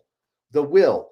And what does science become the instrument of if you divested of a telos, if you divested of purposiveness, as Sir Francis Bacon did? And by the way, Sir Francis Bacon was a student of Neoplatonism, Gnosticism, Hermeticism, of several occult schools of thought. But what happens when you divest the cosmos of purposiveness? You divest it of a telos, of an end, an end point. What happens with that when you do that? What happens to science when you do that? Well, it becomes merely an instrument of the will, of libido dominandi. And you hear in the language, particularly Baconian language, but the way that Bacon speaks of nature, there is this overwhelming lust to dominate. That is that's libido dominandi, placing nature into the rack. He said that he doesn't say let's try to understand nature. No, it's to place nature into the rack.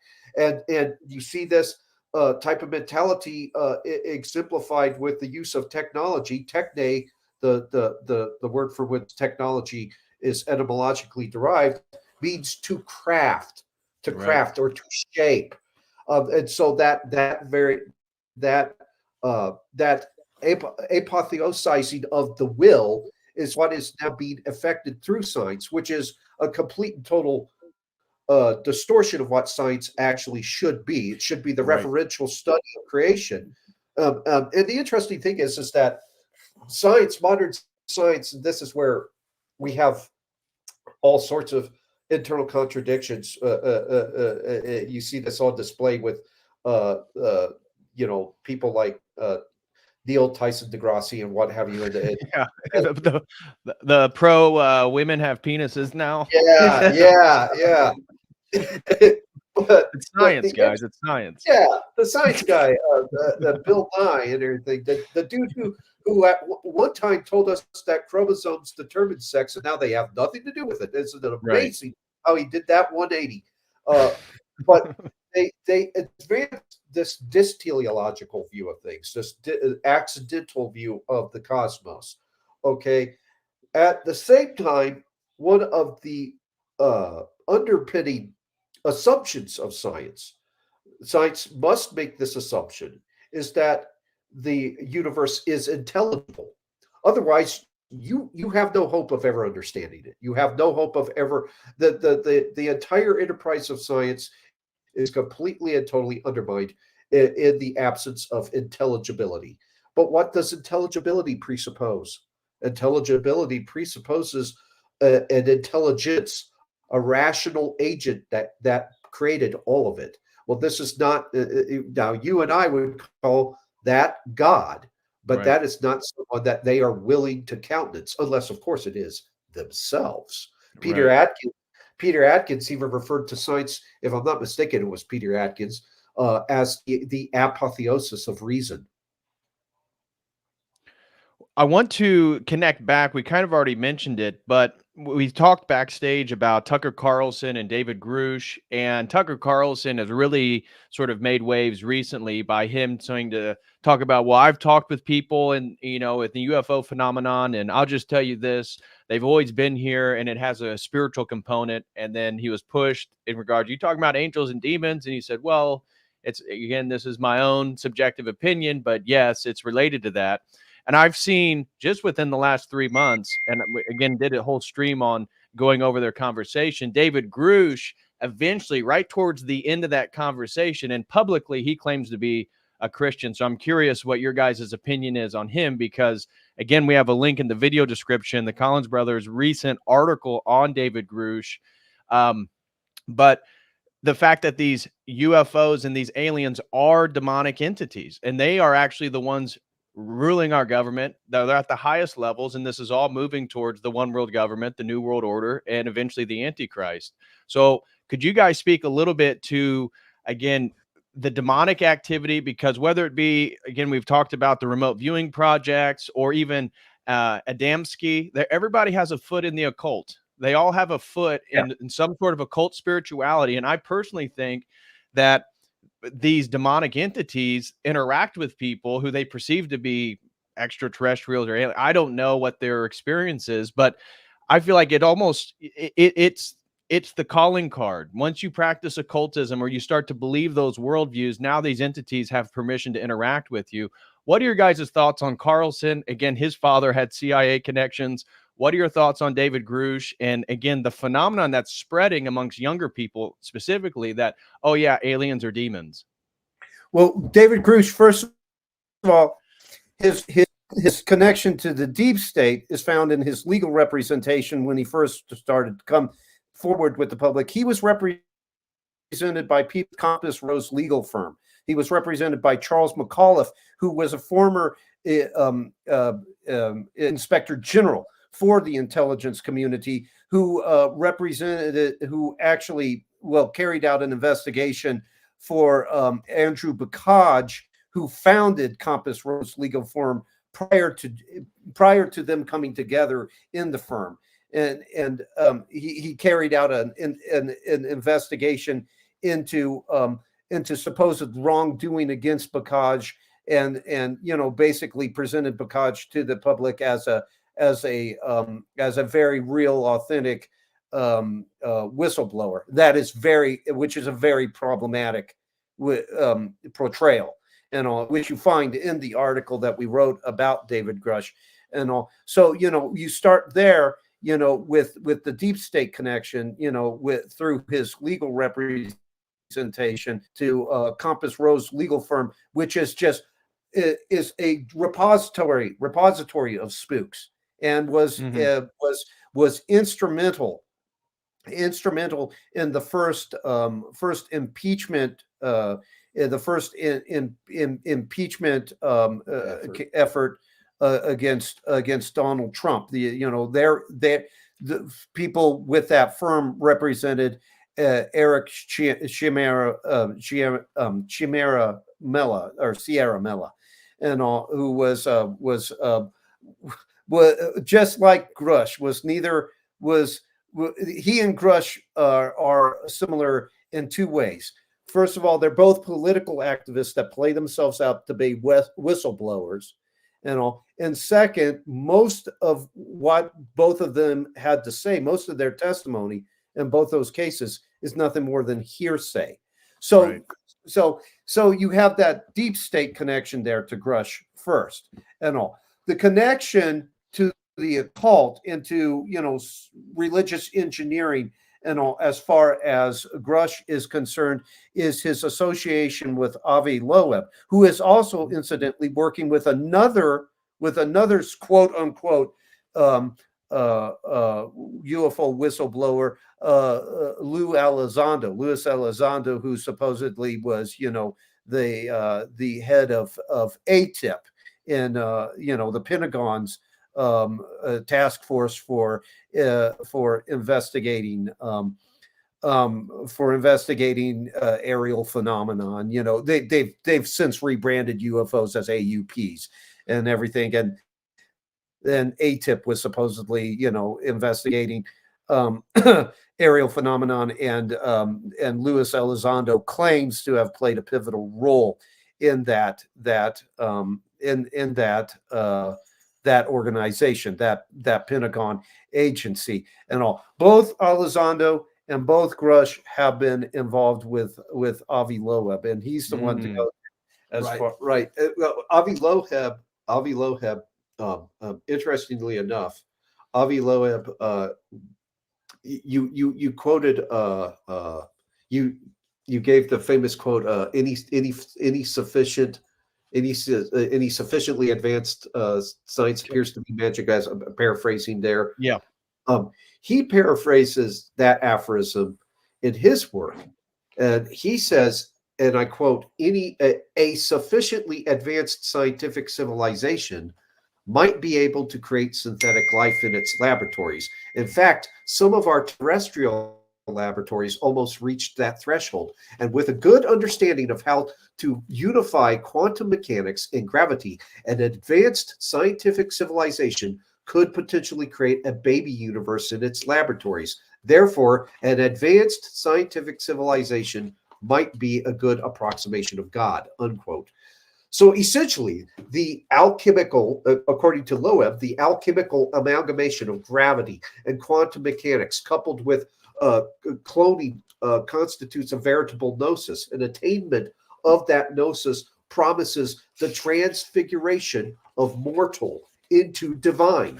And presumably any alien race sophisticated enough to master space travel would have grasped this gnosis as well. Right. If Loeb's prerequisites for approximating God hold sway, then it stands to reason that an emergent order of extraterrestrial pneumatic deific qualities. Well, you two. Well, do you mind if I step away just really quick while Philip's talking about Avi Loeb? Yeah, go ahead. Okay, I'll be back. Well, the interesting thing though is so we have the parousia, we have the parousia, the God's presence now here in the form of extraterrestrials, alien visitation. But man's role in Loeb's A Man at Parousia is basically minimized considerably. In the upcoming documentary entitled God versus Aliens, Loeb predicts that extraterrestrials will probably make contact not with humanity first, but with artificial intelligence. He basically states if they aliens, visit us, of course, we can use our AI systems to interpret their AI systems. And, they might feel like notions of an inexplicable kinship between aliens and AI, it's nothing new. Okay, for instance, 2001: Space Odyssey, HAL, and HAL for some reason has this inexplicable kinship with the monoliths, which basically facilitate human evolution. But we also see cultural artifacts like Star Trek, the motion picture. Now, in the inaugural entry of the Trek film franchise, Earth's visited by this massive alien craft called V'ger. V'ger's this sentient machine beset by questions of meaning and purpose. And the only remedy for this existential crisis is the reestablishment of contact between V'ger and its creator. And V'ger believes that the creator is being held captive by the inhabitants of Earth. And the crew of the Enterprise, they eventually learn that V'ger is actually Voyager 6, a 20th century space probe that was believed to have disappeared in a black hole.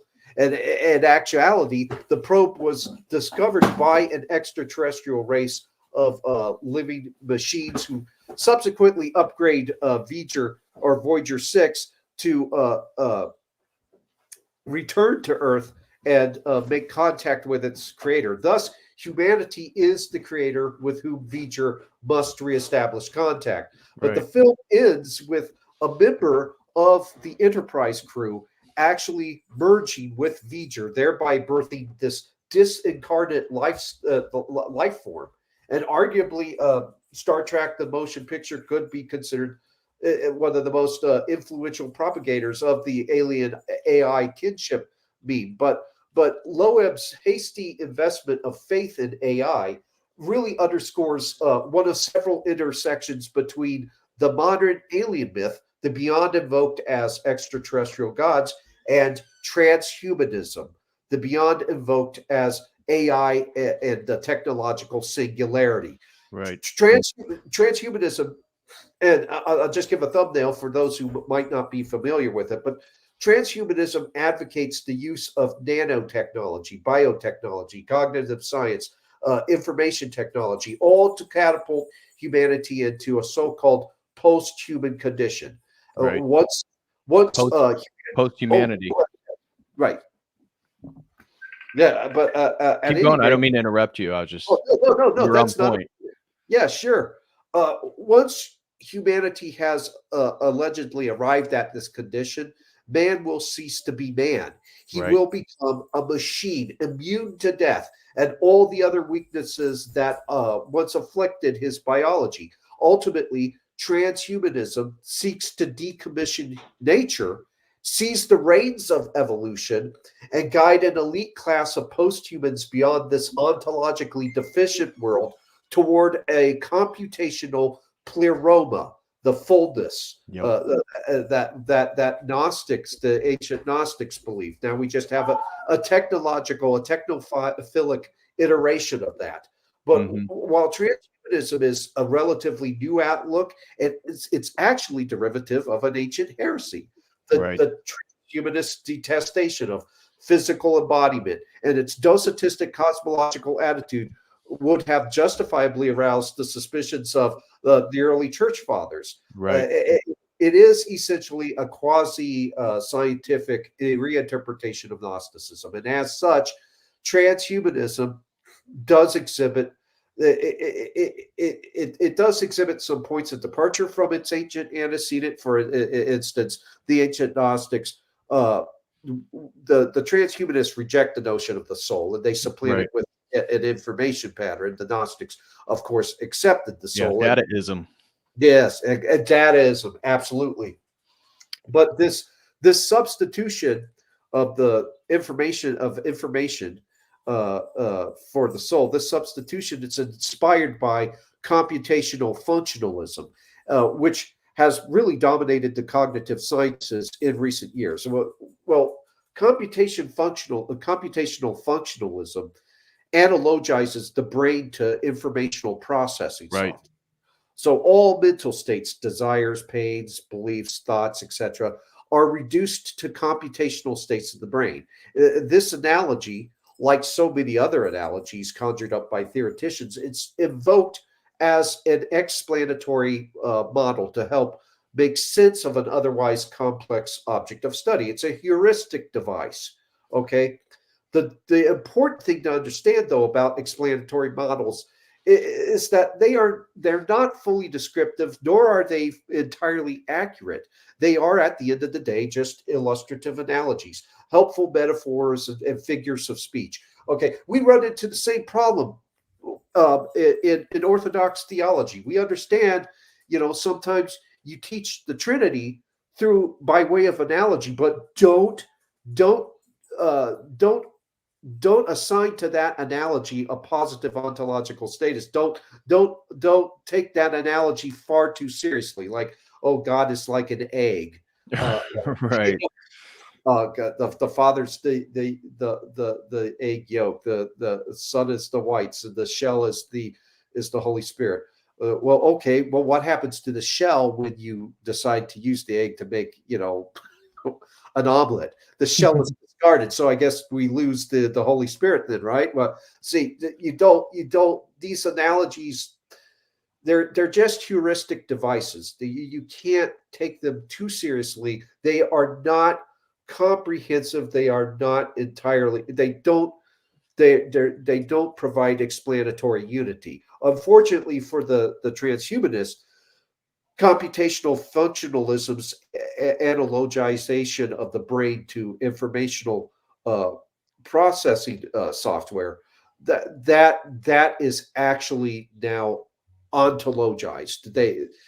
Transhumanists have actually ontologized computational functionalism's explanatory model, Right. thereby transforming it a socially constructed heuristic device, which might have been helpful on some level, into a full-blown ideology. Computers are not truly analogous to the human mind, let alone identical to it.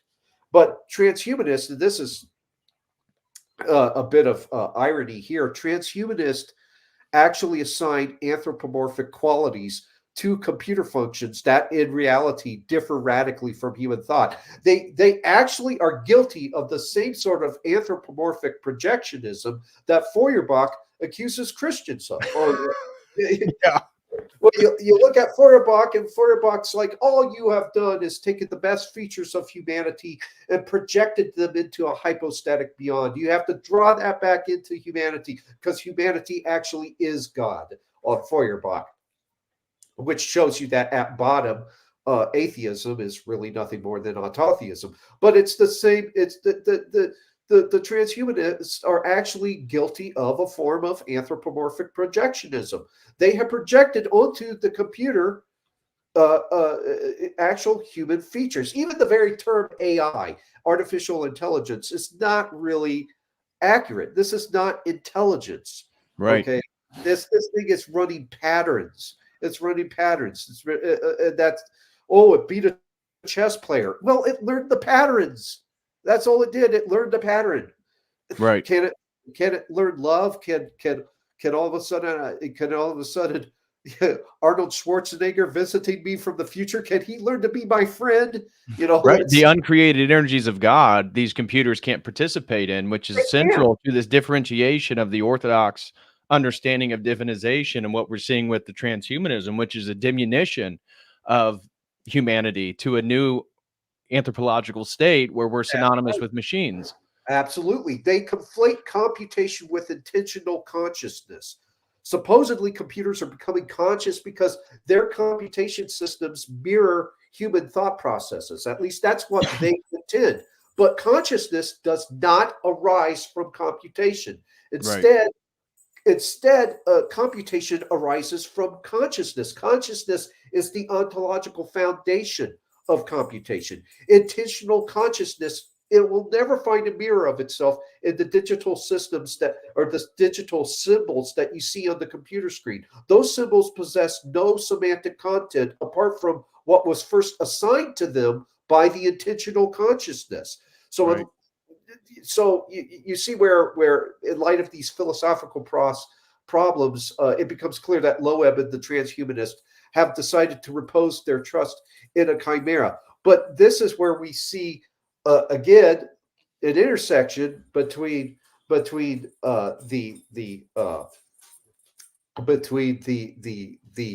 extraterrestrial myth and occultism, because among one of the ecclesia of AI and posthumanism, because it's basically become a new religion. It's seeking the eschatological hope of immortality. Okay, among their ecclesia is a gentleman by the name of Max Moore. He actually Yeah, Done a he whole actually, stream on him and extropianism. exactly.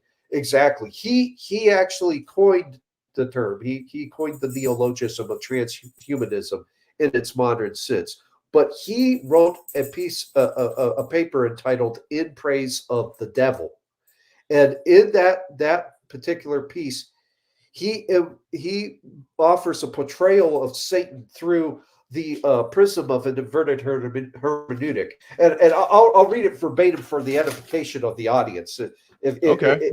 If no objection, yeah, he says, "The devil, Lucifer, is a force for good, where I define good simply as that which I value, not wanting to imply any universal validity or necessity to the orientation." Lucifer means light bringer, and this should begin to clue us in to his symbolic importance. The story is that God threw Lucifer out of heaven because Lucifer had started to question God and was spreading dissension among the angels. We must remember that this story is told from the point of view of the goddess, if I Right. may quote the term, and not from that of the Luciferians. I will use this term to distinguish us from the official Satanists with whom I have fundamental differences.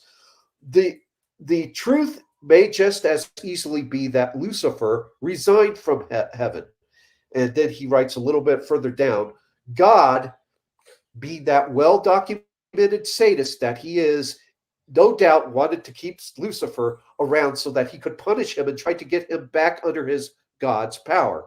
Probably what happened was that Lucifer came to hate God's kingdom, his sadism, his demand for slavish conformity and obedience, his psychotic rage at any display of independent thinking and behavior. Lucifer realized that he could never fully think for himself and could certainly not act on his independent thinking so long as he was under God's control. Therefore, he left heaven, that terrible spiritual state ruled by the cosmic sadist Jehovah, and was accompanied by some of the angels who had enough courage to question God's authority and his value perspective, unquote.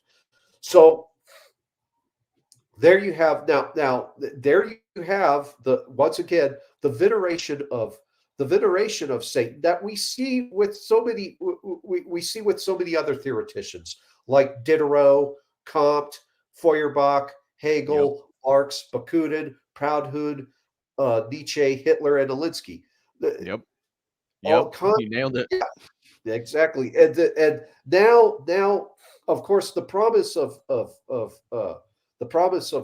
Satan being the promise of autotheism, which is the worship of oneself of as God. Ye shall be as gods. That is being rendered an attainable eschatological hope by transhumanism.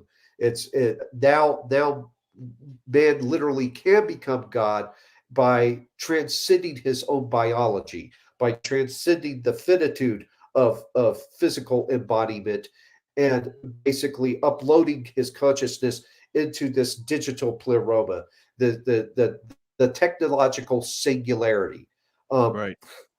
There are and Max Moore actually uh, basically summarizes his view of Lucifer. He says, quote, Lucifer is the embodiment of reason, of intelligence, of critical thought. He stands Right. against the dogma of God and all other dogmas. He stands for the exploration of new ideas and new perspectives in the pursuit of truth, unquote. So yeah, that there you Well, have that the that oh, sets go me ahead. up for the next question that I wanted to sort of lead into. And I've had lots of Orthodox clergy on the channel. And one of the things that I posit them, because this is pure speculation, obviously the church fathers haven't written about transhumanism. But one of the things that Right. I've kind of posed to various priests and actually a metropolitan before is that when we look at Neoplatonism and this henosis, this movement towards pure unity, which I see transhumanism and the technocratic state all moving towards in veneration of eventually the Antichrist and the one world government, that when they talk about the sentient AI and the sentient machines, obviously because they don't have a soul from an Orthodox perspective, they can't be sentient by definition from our paradigm. But one of the things that I've speculated about is Satan can't create. He can't participate in these No. uncreated energies. And in this sense, we have then been creating for him and creating these machines. And I'm not here, obviously, again, technology doesn't have a will. So the computer we're streaming on is not evil. An AI in itself is not evil. It's the fact that these are going to be tools and avenues for evil to manipulate the world. And I've been speculating, and I've posed this before to people, is what if the sentience of the AI, or when it really reaches artificial general intelligence, is that it's a sort of it's a bastardization of Christ's true incarnation, and that we're in a sense we're building a body for Satan, that he can be everywhere at once on the planet, that he can be in your bank account in America and know what's going on in the CCP and knowing political unrest in Argentina all at the same time. He can open your garage door. Everything's going to be wired. Everything's going to be connected. And that the Antichrist himself is a sense, maybe, again, I've speculated, but put this out to clergy just to think about, is that the Antichrist himself may be the first truly transhumanist. And this is where his full unity with Satan comes together, is through the machines and through the technology. And I've had Father Deacon Dr. Ananias on, who's a philosopher of science. And we've talked about how technology and the spirits of the air, which we've already mentioned in this stream, it's like, well, where's the electricity? Where's the movement for this new technocratic state? In a sense, it's the new noetic realm. It's not the true noetic realm that we have access to. And of course, angels and demons are also noetic entities, but the technology is sort of trying to encapsulate a bastardized version of the noetic realm and creating a state in which the demonic activity and Satan himself can sort of take on a new body, and they can actually be in space and time. And that's the whole theology behind possession and getting inside of a person. What are your thoughts? I know that was a lot, but what are your thoughts on all that? Absolutely. Well, you're absolutely right. I mean, as the old aphorism goes, Satan is the ape of God, because he can only parody and mock that which God does, with that which God creates. And so you have kind of this bastardized, hideous parody of the incarnational theology, in particular of Orthodox Christianity. And the computer, there's nothing in the created world. There's nothing that's part of the created order. That and several church fathers, such as Saint Maximus the Confessor, Saint Athanasius, Saint Basil the Great, they've all pointed this out. There's nothing that is evil per se here in the physical world. Nothing that's evil among creative things. Evil doesn't possess a positive ontological status. Evil is, in the words of Saint Maximus, nothing. It is actually non-existence. It is the inversion of creatio ex nihilo, creation from nothing. Evil is actually the tendency, the intangible tendency of the will to migrate back towards nothing or non-being. Okay, so the computer in and of itself is not evil. But what these people are doing now, and actually, there's a book I'm reading right now, which makes this case. The book is called Encounters, and it's by D.W. I apologize if I butchered the name. Pasulka. In this book, she basically documents how some of these Silicon Valley entrepreneurs and what have you are engaging in Ouija board sessions, seance sessions, and what have you. What they literally could be doing is transforming the computer into a Ouija board. Right. The wood from which that Ouija board is made is not evil in and of itself. Okay, but the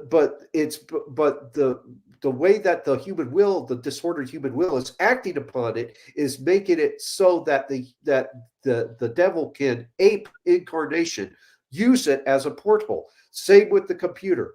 It almost like the mouse becomes a planchette, right? And that's because they have fully conflated.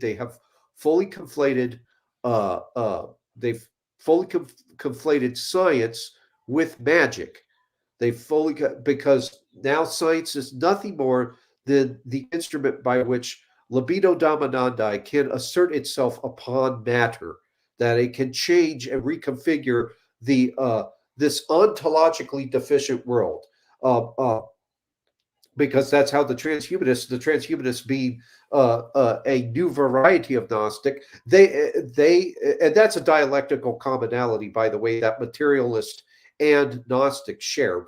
While the materialist differs from the Gnostic in that the Gnostic considers matter a deceptive simulacrum. The material world's a deceptive simulacrum, and the materialist elevates matter to the status of being the sole constituent of reality.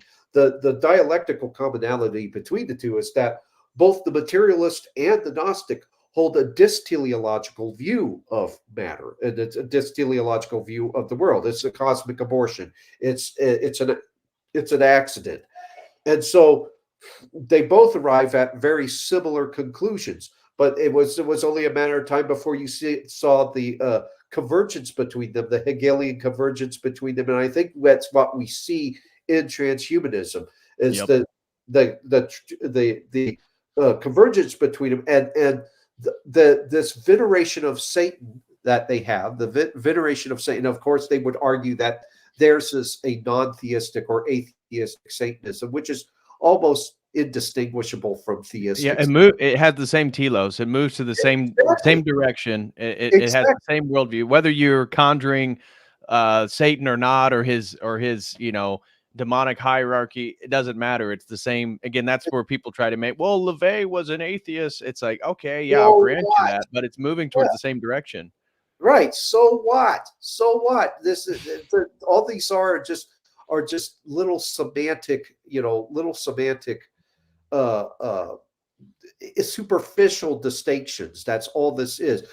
Ultimately the end thereof is always autotheism, the worship of self, the enthronement, the enshrinement of human ego as the pan-ultimate. Okay, that is and with transhumanism promises to render attainable that actual transfiguration of human into divine. That which was again the promise, the promise that was made by the serpent in Eden, that ye shall be as God. And by the way, and we were discussing this before we went on the air. This is apotheosis. This is a hideous parody of theosis. Theosis holds that we become by grace that which God is by nature. Okay, by participating in his uncreated energies. Okay, the good illustrative analogy is that of a sword awash in flame. The sword absorbs or takes on some of the characteristics of fire, namely heat. Okay, but it still remains fundamentally a sword. In theosis, we remain fundamentally human. The ontological distinctions between us and the divine, between us and God, remain in place. Apotheosis eradicates the ontological distinctions. In apotheosis, humanity is homoousia with God. Right.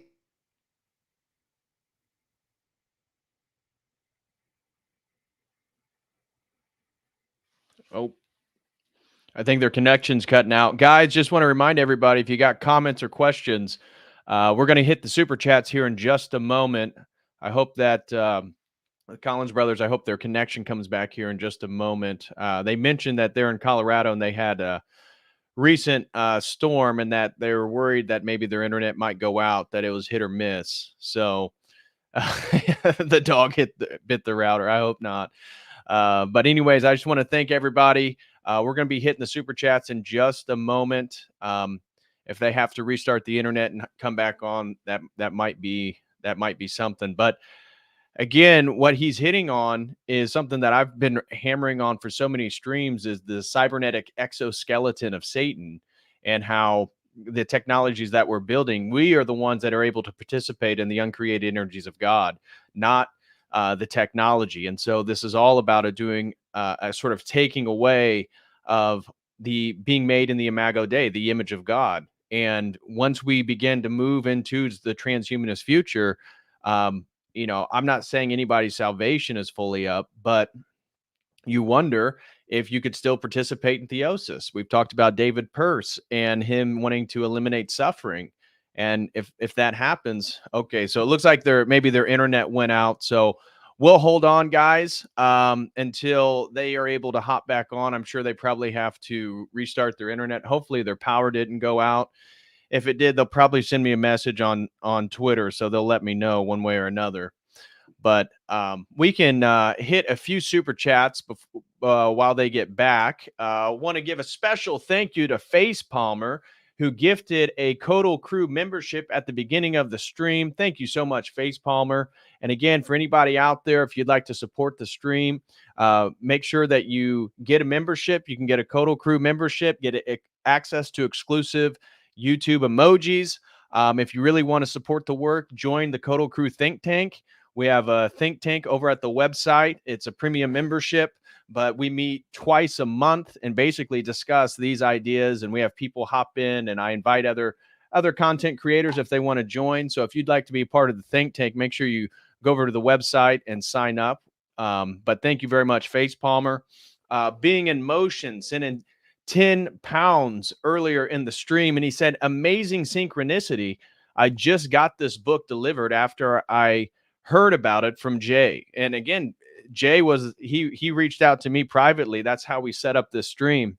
He was like, bro, based on everything that you're talking about and your research, you gotta reach out to the Collins brothers. And I had seen their interview with Jay, which is still up. That was like 2 years ago. And I thought, man, these guys are great. But I never ended up buying the book. And I found a copy on Amazon. And again, there's a link if you want to buy it from iUniverse. It's in the video description. But you can also go on Amazon. They don't have any more new copies on Amazon. So if you want a new copy, you're going to have to go to iUniverse, which is, again, in the video description. So get that. Support the Collins brothers and their amazing work and detailed research. They told me backstage that it was a 7-year project. 7 years of research is inside Invoking the Beyond. So major shout out to them, and thank you for all the work that they've done. But Being in Motion, unfortunately, mine hasn't came in yet because there's no new copy. So there's no Amazon Prime. You can't get it very quickly. So I ordered it a bit ago, and I'm still waiting on my copy to get in. That should be probably later this week. So God bless you, bro. And thank you to Jay Dyer for hooking me up with the Collins brothers and sort of connecting us so we could set all this up. There they are right there. Hey. Yeah. Sorry about that. It's all good. I was telling everybody that you guys have had some winter storms up there in Colorado. Yeah. And so actually, that you would probably get back eventually. That's not what it was. We pissed off the AI technological singularity with our yeah. The spirits of the air began to attack your connection. Yeah. So I was kind of reiterating the last few points you were making, in that I did a whole stream called the cybernetic exoskeleton of Satan, and went into a lot of these transhumanist technologies and how basically what you were laying out. I appreciate the agreement, because when I talk to clergy, sometimes I feel like I'm a bit far out when I start talking about the technologies being a sort of inversion of the incarnation and giving access to a sort of material existence for these spirits, these noetic entities, the demons themselves. But we were just kind of catching up, and I was just talking to the audience while you guys are waiting. So feel free if you wanted to continue where you're at, if you remember the topic. If not, we can move forward. Let's go ahead and move forward. Yeah. Okay. So my last real focused question I wanted to get your guys' opinion on before getting into super chats, because we got some questions that people wanted to ask you guys, is where do you see the state of the New World Order? I mean, we're in the midst of the Great Reset. Anybody, and my audience is very familiar with Dr. Klaus Schwab. They're very familiar with the World Economic Forum. And so we're seeing, Trump just had his caucus in Iowa last night and won in overwhelming numbers. We see Nikki Haley being pushed by the globalist elite to, again, move us closer to this unified world government. I was curious on what are your thoughts on Russia, right when the Ukraine-Russia fiasco began, within 2 weeks, Russia hopped on the digital yuan with China, and some people were speculating that maybe this war was a false dialectic in regards to moving us as another catalyst to move us there. Obviously, we're Orthodox Christians, and so in a way, there's a lot of good things happening in Russia. And again, nobody knows the heart or the intentions of Putin or how true his faith is in the church. But certainly they're promoting Christian values in Russia that are totally absent here in the West. But what are your guys' thoughts on where this process is as we're moving towards this unified technocratic government? BRICS is happening. The collapse of the US dollar seems like it's imminent. I was just curious, Trump, some people speculate that Trump's not really as an oppositional force, but at the same time, you see the lawsuits, you see the system doing everything it can. What are your guys' thoughts? I know that's a big question, but what are your guys' general thoughts on everything? Because we've done a grand historical analysis of which you guys gave great detail to many of the things that I've done streams on and talked about. Now, I'm curious what your perspective is looking at the state of the world today and potentially moving forward. Obviously, none of us are psychics. We can't, we're not prophets. We don't know the future. But what are your guys' thoughts on everything? Well, might be a little bit, it might differ radically from what other people think. And it might be wrong. We might be incorrect in this assertion but it seems that their plans are starting to flounder. Their plans are starting to kind of peter out. And that's the positive implications of the UFO deception narrative. That's the positive implication, is that, climate change seems to be petering out. Yep. The head of the World Health Organization just got slammed hard by a whole slew of critics because of his, call for people to move towards a plant-based diet. There has been a lot of media focus on the World Economic Forum, and a lot of attention brought to the hypocrisy, because they're going over there and sleeping with high class cooker. Yeah, Davos is getting ready to happen. They're going over and these private planes that leave tremendous carbon footprints, assuming carbon is bad. That's obvious. They know nothing about the carbon cycle, and the carbon cycle shows us that carbon has its place in the environment, and it's a trace gas, and plants like it. Exactly. Yeah, exactly. So and also you can't. There's certain things you can't understate, like the protest happening over in Germany right now. Lots of people from other countries are joining in there. Yeah. And and then there's other things that some people haven't considered. And one individual who's brought attention to this is a former metallurgist who's turned kind of geopolitical analyst named Tom Luongo. He's pointed out that the Fed is not in accord anymore with much of the Davos set. And if you look at recent remarks by Powell, by Jerome Powell, the head of the American Central Bank, the Federal Reserve, he's even said that climate change is not a main factor in this way that the Fed decides to take monetary policy. This is way off from what Christine Lagarde, the head of the ECB, would say. Of several weeks ago, probably months ago, actually a few months ago, he said that this spending that's being done by the American government is not sustainable. This is, and Martin Armstrong, the economist, has pointed out that this is a major development, the Fed chair coming forward and actually disagreeing with the government. And it's a kind of disagreement that hasn't happened since at least 1951, when there was a disagreement between the Federal Reserve and the government regarding financing the Korean War. And all their plans really are starting to flounder. And so,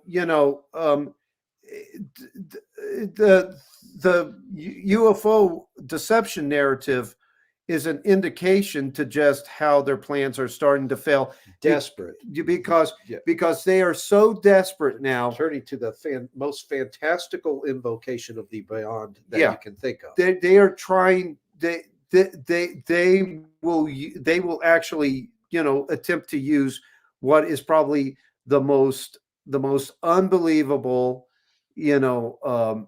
far-fetched invocation of the beyond that there is, to try to bring things back on track. Right. Because and try to get the world unified behind their plans again, because again, they're seeing disagreements and factionalism within their own ranks. I mean, right. When the Fed turns against Lagarde, the Fed obviously represents what? Commercial banking here in the United States and everything. Is the commercial bankers, are they protagonists on the world stage? Are they heroes? No, they are not. Is the Fed, a protagonist? Of course not. But obviously, though, they would like to see something like a digital currency being rolled out and distributed by CBDCs. Yeah, they'd like to see that distributed by people here, by the Federal Reserve. They don't want power to be shifted over to somewhere so remote as Europe, and they don't want to lose, control over monetary policy like that. And so they would like to control CBDCs, and so they're no better, but the fight over who's going to roll this out and how it gets rolled out is causing a major schism there. And so, how do you bring all the different warring factions of the global oligarchical establishment back together? How do you bring the natives back into line? Because, that's what we basically are to them. The British set this off, so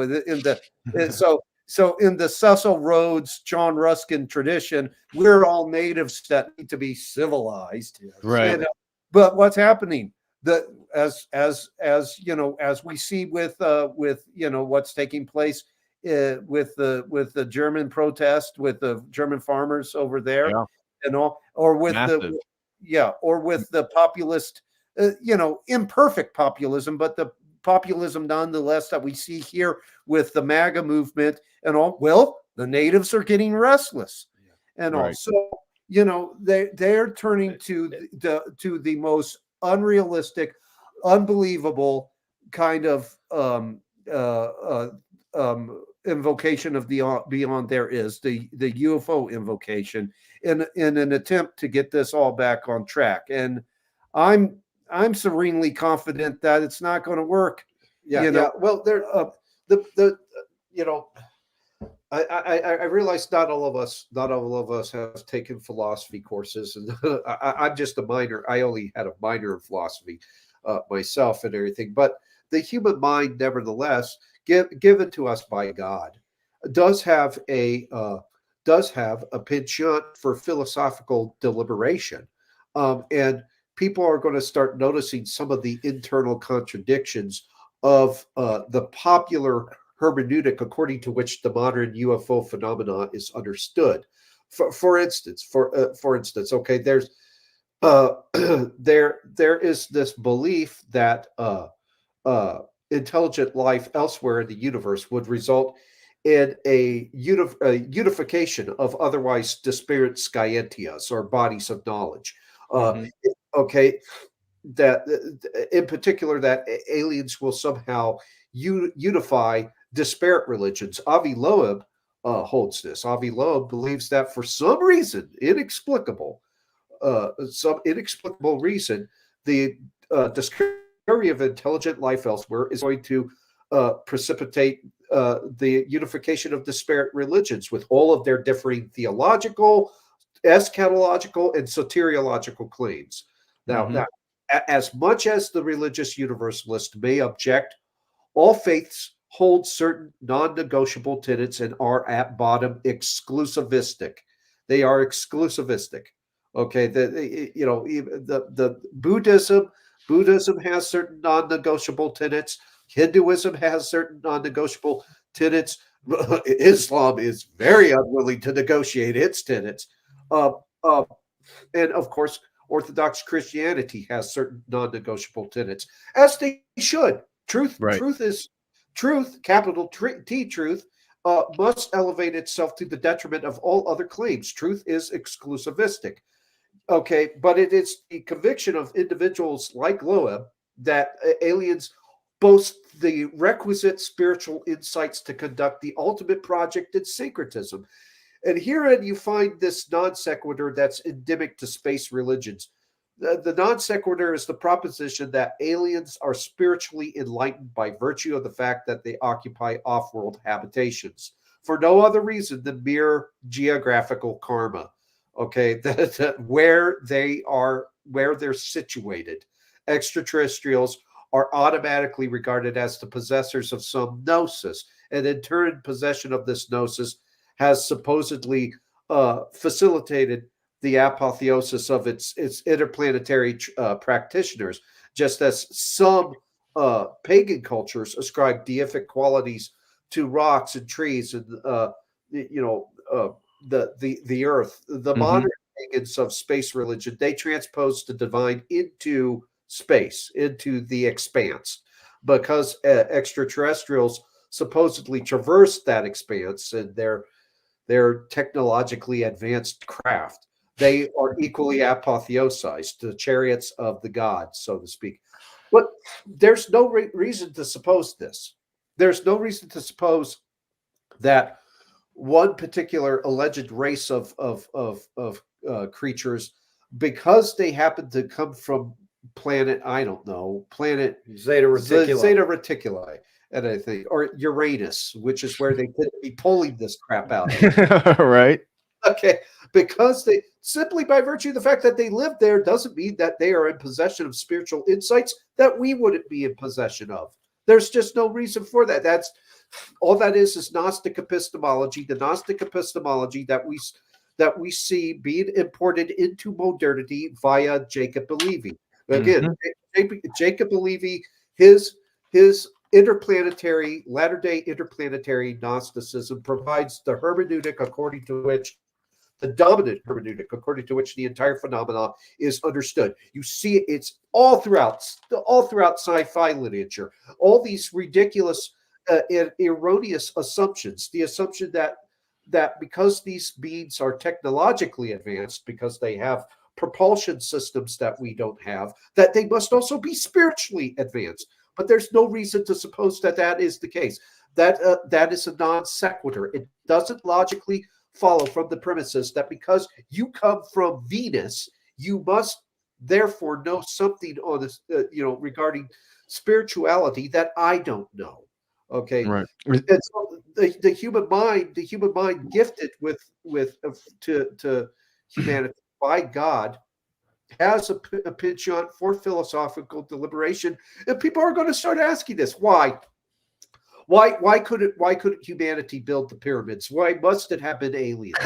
Yeah, ancient aliens. It seems like the premise for this belief that the extraterrestrials are going to be so intelligent is like Musk promised that we're going to Mars and that we have to have space exploration. And if these extraterrestrials were real, well, look, they've already acquired all the technology that we're seeking. So therefore, they're already more advanced. But I'm very skeptical. I'd be curious what your guys' opinions are about Musk, because his X app, even though it certainly shifted the Overton window in many ways, well, he wants it to be an everything app, just like in China. So your social credit score, your money, your social media, your photos, your videos, everything's on one app. which can easily be controlled. He's sending up all these Starlink satellites, which I suspect, again, this is just pure speculation on my part, but that maybe there will be a grid attack, and that's how they're going to get us on a new internet. Well, it's going to be the Starlink internet, and therefore then they can control everything. The thing to keep in mind about Musk is that we need to trust Musk insofar as he serves the purposes of humanity. And no further. You don't give him an inch further. Like insofar as insofar as you trust him insofar as he does the right thing. But keep in mind, that he has his own agenda that he's serving in, right. In saying what he says now and in doing what he's doing now, which admittedly I agree with a lot of what he does say. I do agree with him in terms of the censorship. I agree with him concerning lockdowns and the tyrannical measures taken to deal with the coronavirus outbreak. And I understand that a family member of his was vaccine injured and that he himself might have been vaccine injured, and that might have brought about a very real epiphany. It could.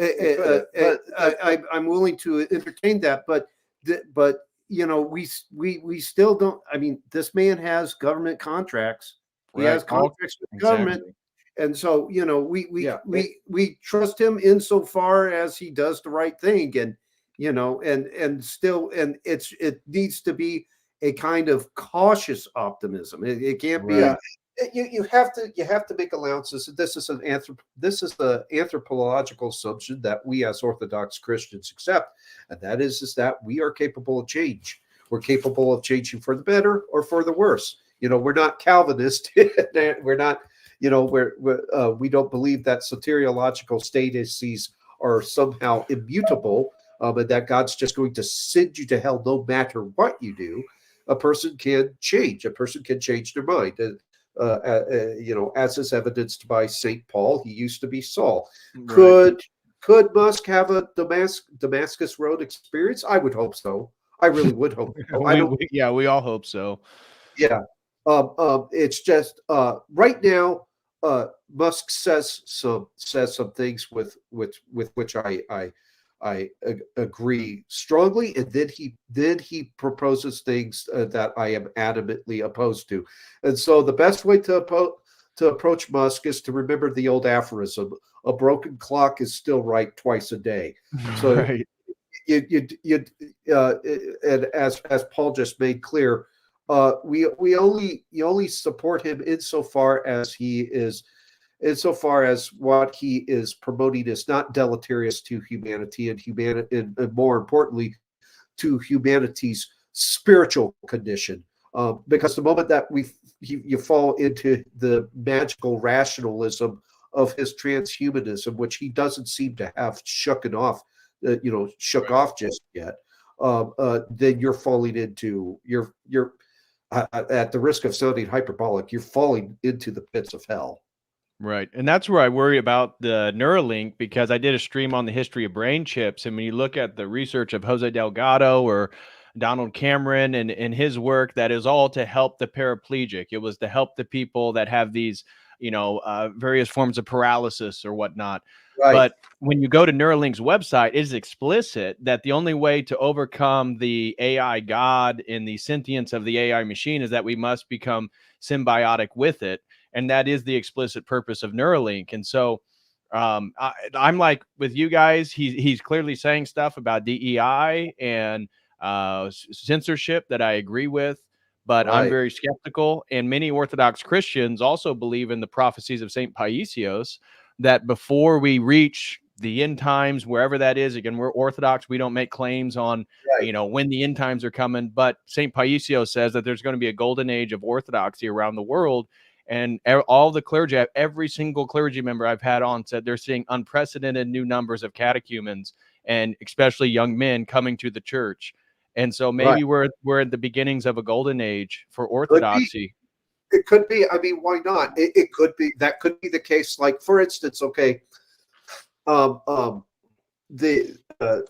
take, for instance, the etymological nuances of 1 John chapter 4, verse 3. Okay.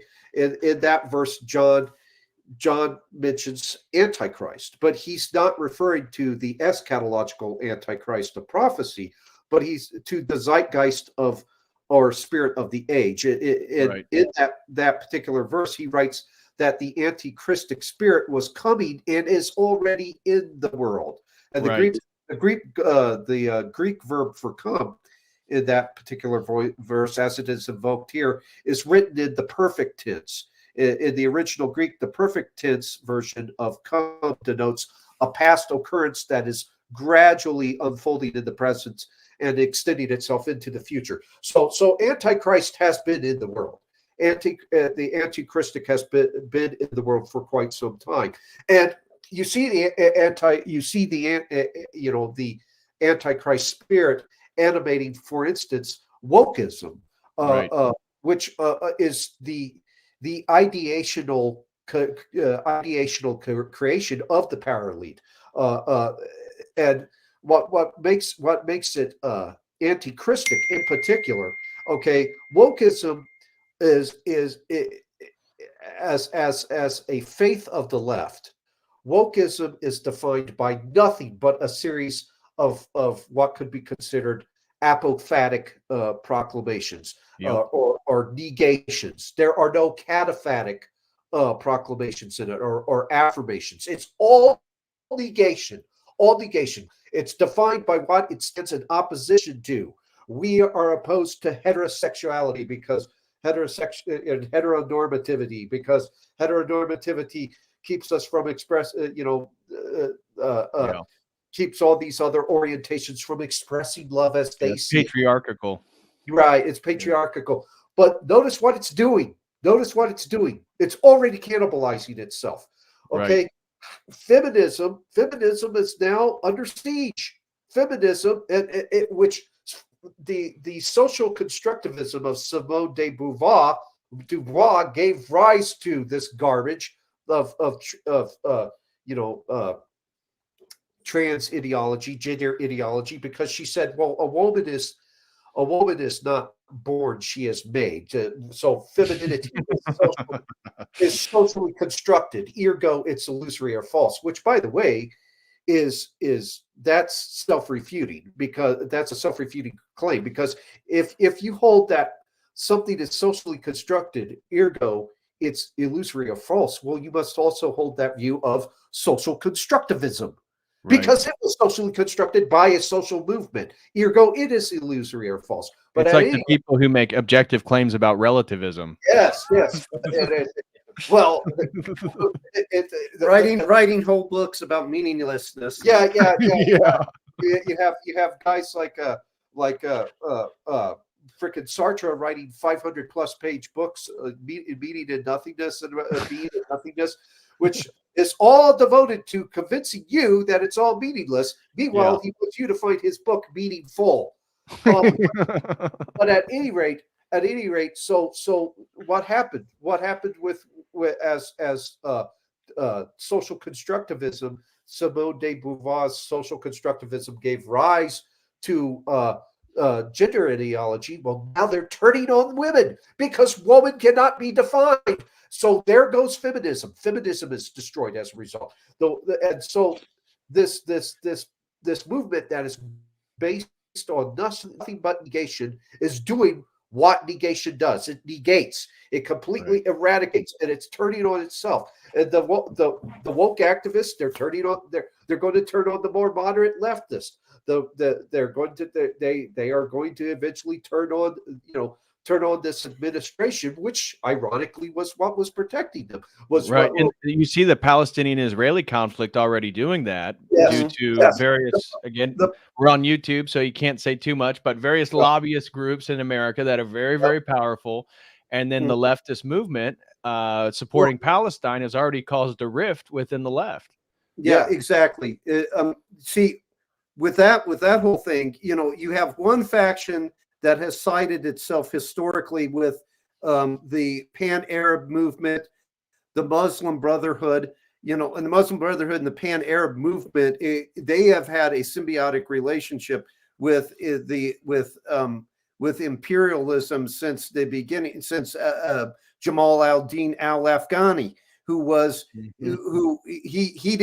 he played at being a pious Muslim in public, but he was a Freemason behind the scenes and talked about the social utility of religion. Yeah, which is derivative of Kantian sociology. Yeah. So I mean, like he had a so ever since him, the Pan-Arab movement and the Muslim Brotherhood that was born out of the Pan-Arab movement, there's been this symbiotic relationship between the radical Islam and the oligarchs in the West.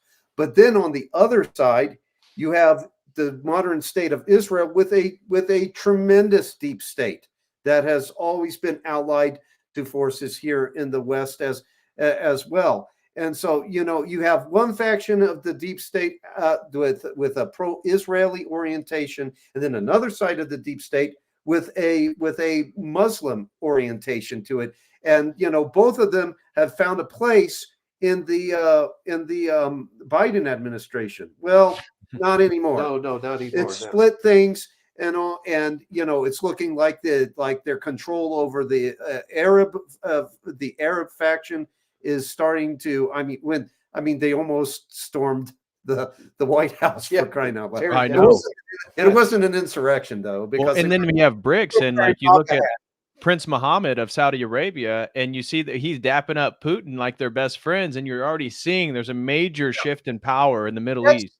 That's a major one, because it could be argued that the whole modern state of Saudi Arabia was mainly a creation of oligarchs in the collective West. Ibn Saud, the way he was able to defeat all the other warring tribes and ascend to power and form the House of Saud was through St. John Philby, the father of the notorious quote unquote defector. There's questions about that, and we go into that in the book. And all the Harold Kim Philby. St. John Philby was passing intelligence from the British intelligence. He was passing intel from them to Ibn Saud that helped Ibn Saud actually ascend and all. But Ibn Saud, interestingly, never really trusted St. John Philby. He thought he was still an imperial agent, and he could have been right about that and all. So, yeah, I mean, all of a sudden, the House of Saud, which has had a symbiotic relationship with Western elites, seems to now be pulling away and saying, well, you know, we think you can make better deals with these people in the East, you know, right. like you're saying. So, you know, they're starting to lose control in that respect. You know, I wanted to pull back though to something that you had said earlier. You know, you brought up neural links and you brought up brain chips. Yeah. When you get into that, you're again right into the realm of occultism. Right. You can't escape it. You can't escape it. And the case in point would be you brought up Jose Delgado, you know, and his experiments with, you know, he was a neuroscientist for the edification of the public. You do all this, you know, experimentation with brain chips and with controlling the mind and everything. Well, Jose Delgado was a source of inspiration for none other than Dr. Sidney Gottlieb, the chemist that worked for the CIA. Yeah. And all. Yeah. Well, Gottlieb really was enamored with Delgado's whole concept of what he called a quote unquote psycho-civilized human being. Right. And, you know, and this led Gottlieb to try to seek the realization of a psycho-civilized human being through what was called Operation Often. And Operation Often was started in 1970 by Gottlieb, and if you look into Operation Often, it started off with in the search for a psycho-civilized civilization. It started off with the milder forms of New Age. It started off with like tarot card readers and psychics and all that stuff, and then moved into the, like somebody starting with soft porn, then moving into the heavier stuff, Right. because they're not getting that kick anymore. And all, they moved from that into actual full-blown Satanism and all. They tried to get a Catholic exorcist involved in this, and he would have nothing of it.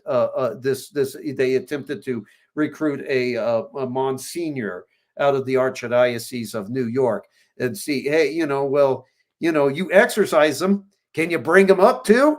And he was like, oh no, thank you, I'm not interested. And also, Operation often then turned to a Houston-based sorceress named Sybil Leek, and Sybil Leek helped Operation Often and Sidney Gottlieb familiarize themselves with America's satanic subculture.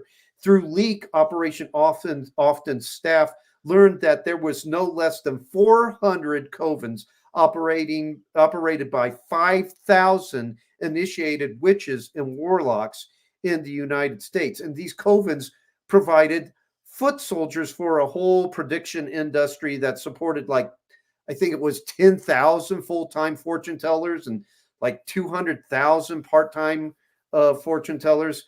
And this prediction industry held up the tarot card business that was growing factories that churned out all these anti-Christian tokens. In the words of Gordon Thomas, who wrote about Sybil Leek and wrote about Operation Often, quote, Satan was not only alive, but was thriving in the country. And Gottlieb wanted to weaponize Satanism, but he felt that it could not be done unless the devil was made respectable. And in order to provide the devil with an air of respectability, he turned to the University of South Carolina, and using conduits there, he financed courses in sorcery at the university. And I think like it was like 50 students enrolled in those courses and all. But, there was one individual, a veteran CIA officer named William Bill Buckley, who was a devout Catholic who acted as a special assistant to the CIA director, William Casey. And Buckley was a firsthand witness to all this experimentation with Satanism. And now he was a devout Catholic, and he was absolutely horrified by what he saw. And he described it. Now I'll read for the edification of the audience this is his description. He described it as, quote, a mysterious magical vortex in an agency that was supposed to deal in facts and predictions based upon them. That corner of the CIA which Gottlieb had set aside for his work with the devil was an inner black hole from which the constant cries, "There is no God," the cosmic deity the cosmic deity is all. Talk of Ouija boards and white witches, chaos magic made the whole place sound like Halloween forever. Wow. These people were intelligent. They understood, for instance, classical philosophy, but their sense of what was real was a chasm away from mine. I would start to get papers, and they had written to evaluate. They had titles like "Cripple and Confuse Your Enemy with Satan," "How a Pendulum Can Be a Seer Weapon in Locating Soviet Submarines. What astonished me was the vast majority of Satanists were Roman Catholics. Many said they had tried the church and that it had nothing to offer, unquote. Arguably, perhaps some of them are still Roman Catholics too. Unfortunately, yeah. I mean, Malachi Martin. We used to, Malachi Martin. I never met Malachi Martin, but I was good friends with associates of his, Bill Kennedy. We worked very closely with Michael Corbin when Michael was still alive. And he was a syndicated radio talk show host out of and they Colorado, and he was good friends with Malachi. Oh yeah, Malachi Martin was his spiritual mentor and everything. But both Corbin and Kennedy brought mountains of evidence that there were practicing Satanists within the church, unfortunately.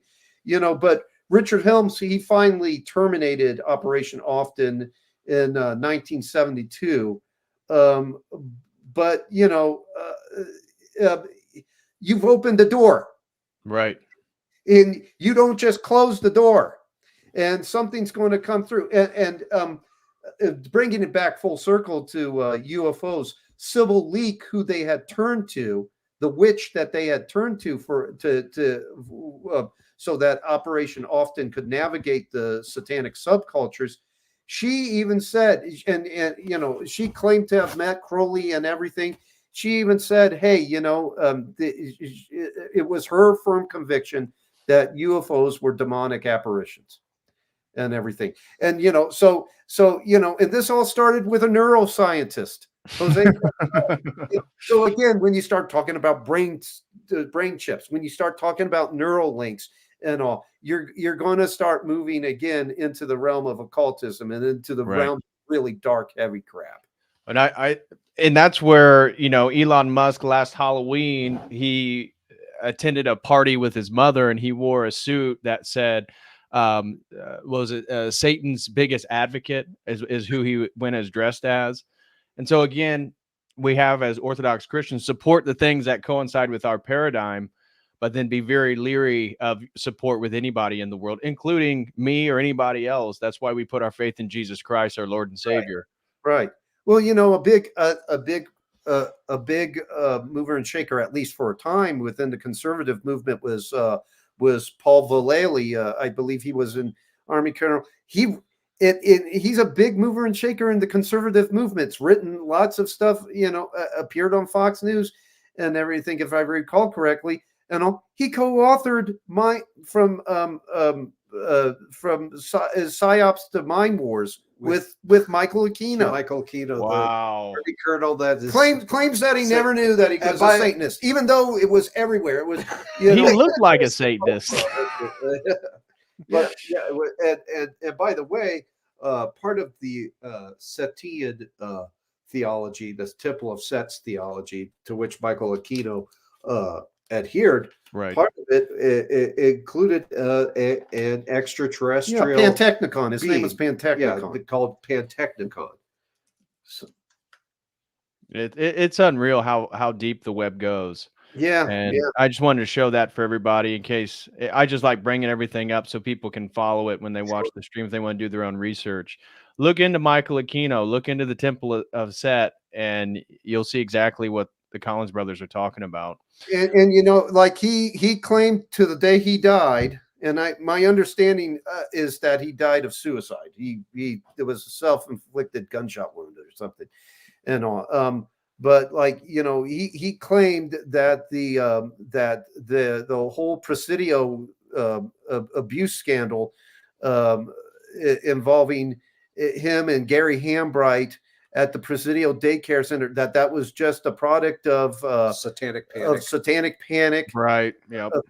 And all. But Army CID looked into it, and Army CID would not remove the Department of Defense would not remove his name from a list of potential chimos.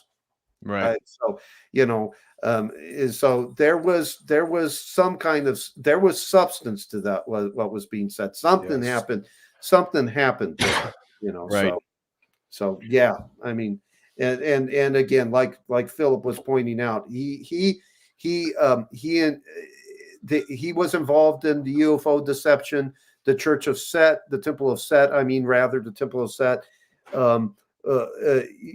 Had aliens in their theology, the alien Pantechnicon, and incidentally, in an online chat, he actually wrote. Michael Aquino wrote an extended admission. Well, not an admission, but an extended piece on why he believed that his colleague, John B. Alexander, was actually deceiving the public about UFOs, and that, you know, he was actually playing a role in the UFO deception and all. So, you know, Aquino was a participant and very close to, you know, others in the UFO deception. Right. So yeah. Well, gentlemen, I want to thank you so much. We have a few super chats with some questions for you guys. If you just have a few more minutes, we've already gone 3 hours. So I want to thank you guys so much for being here and participating. Absolutely. Yeah, thank you for having us. Yeah.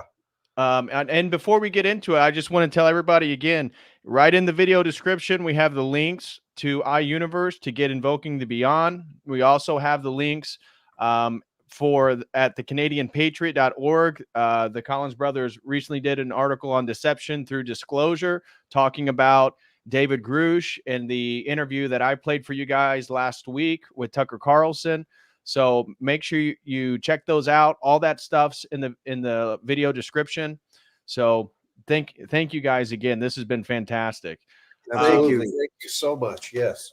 Being in motion threw in 10 pounds, and he said, amazing synchronicity. He just bought your guys' book after he heard Jay Dyer speak about it. So I'm waiting on my copy too, being in motion. I can't wait to get it. I want to give a special thank you to Shill Bix for becoming a YouTube COTEL Crew member. Thank you very much, brother. And T. Sanders threw in $2 and says, thank you for making these streams. Well, thank you for being here and supporting the work. I really appreciate you. And then we had some super chats over here on Streamlabs. Again, if you guys want to send in questions, do them quickly, because the Collins brothers already spent 3 hours with us. We don't want to keep them too much longer, but feel free to use Streamlabs or Dono Chat or YouTube. We had one come in from Kristen, Slowboy Whiteboard, in the live chat. She is a major fan of you guys. She has your book, and she was very excited. Huh? Oh, I said thank you. And she threw in a very generous $30 super chat and said, thanks for the stream, Patrick. Tell the Collins brothers I love them. So thank you. Yeah, we love you too. And then Storm the Cat threw in $10 and said, in the TV show Twin Peaks, there is a connection between the nuclear detonation and demonic entities from other realms. So thank you so much, Storm the Cat. Go ahead. If you have any comment, feel free. You can throw it in.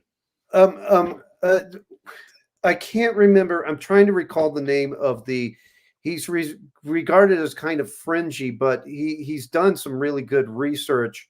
You know who I'm talking about? Oh shoot! Could you be a little more specific? The destruction of premateria. He talked about that. Would that be Michael Hoffman? Yeah, Michael Hoffman. Yeah. Michael Hoffman talks about that, and how the the testing at Trinity was actually the destruction of premateria. So it was kind of an alchemical working and everything. And I was he does have some strange connections to some right of center groups that would be regarded as separatist or white supremacist. So you got to keep that in mind, and read him with discernment. But he did do some very good research about that in his book, Secret Societies and Psychological Warfare. And all. Would that would have been involved? What's his face? Jack Parsons? Yes, Jack Parsons. I think that he was involved in some. It's been years since I read the book, but like he goes into how the testing at Trinity and how nuclear weapons are actually kind of an alchemical working, because it destroys the material world and everything. It frees, kind of in a Gnostic fashion, frees light as a matter of fact, darkness. Richard Stanley, who the Gnostic filmmaker, he of course made Hardware and Dust Devil, and he just recently put out an adaptation of The Color Out of Space by H.P. Lovecraft. Richard Stanley refers to the nuclear bomb as a Gnostic messiah, because it basically frees humanity from corrupt materiality. He said that would frees you the hard way. Yeah.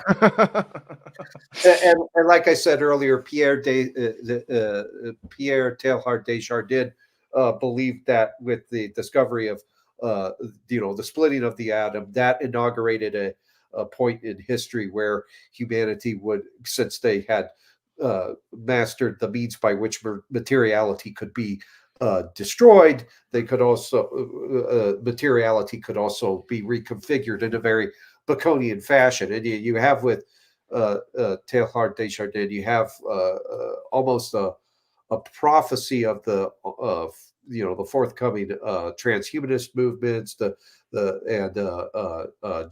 gender ideology, which of course entails through hormones, hormone treatment, and through surgical mutilation, the alteration of the human being themselves. Mm-hmm.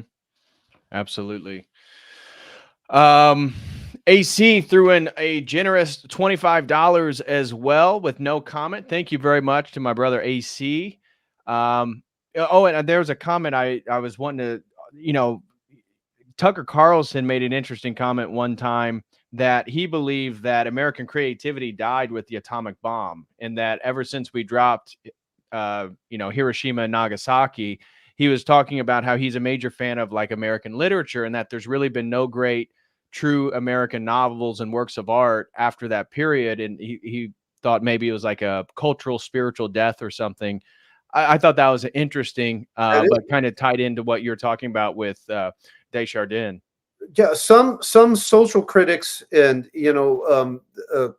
people that look at culture look at the advent of the nuclear age, look at the nuclear bomb as having introduced what they call like a nuclear kind of nihilism. Yeah. And there was just life. There was no meaning anymore. There was no meaning. So only somebody that believes in meaning is going to produce the kind of artwork that we knew before the bomb came in. But it was like, it touched off this nihilism. Why create anything? Why try to create the next Michelangelo? Why try to write the next great American novel and everything? Smoke pot, get laid, and tomorrow we die. Right. And that was kind of the attitude that it spawned. And it didn't even leave once our attention, our anxiety had shifted away from the bomb and had gone on to other things like polar ice caps melting and all the planet freezing, the planet melting. Yeah. That nihilism didn't leave. Right. Didn't change. So yeah, Manhattan was supposed to be underwater in 2010 and then 2020, and it's still chugging along fine. Obama's oceanfront property at Martha's Vineyard. Clearly they know something we don't know. Anyways, that's a good point. I mean, what about these people with beachfront property? Do you not think that the banks would no longer be giving out loans for that if they supposed that it would be underwater? Exactly. That's why it's the biggest scam in the world. Antonio Castaneda throws in $5, and this is a question directed at you guys. I'm curious. I think I already know where you guys are going to go with it. It's a two-part question. He threw in two questions for $5. Can we say that the U.S. government / deep state and perhaps others like Russia and China have possession of actual physical artifacts from so-called extraterrestrials? Example given, Roswell.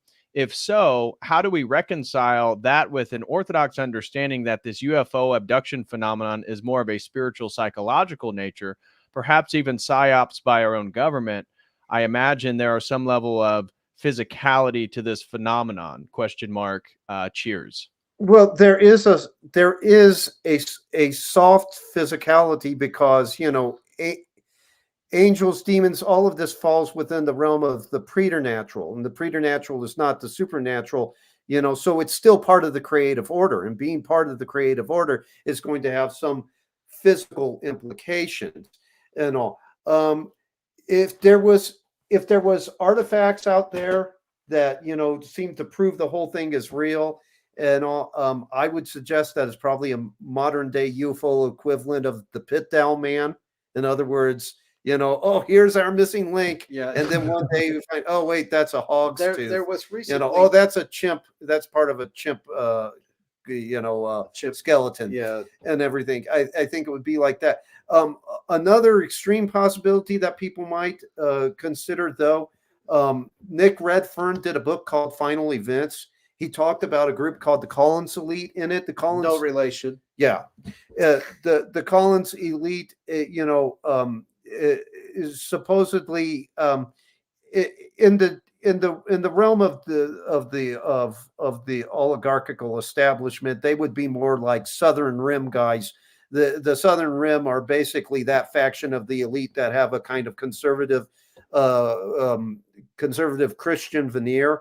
And they believe that that UFOs, if they do in fact exist, believe that UFOs are demonic in nature and bringing on the end times.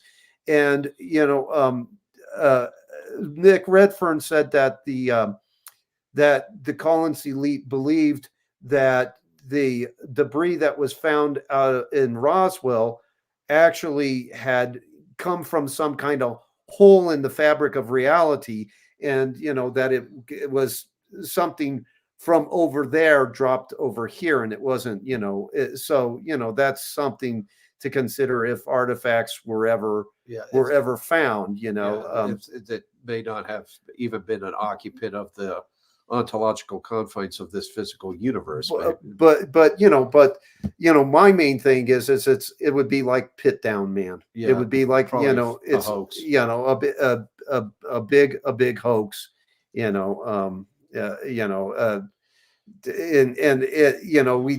What would happen is that only a select coterie of scientists would be allowed to analyze the stuff. But would you and I be allowed near it? Would anybody of a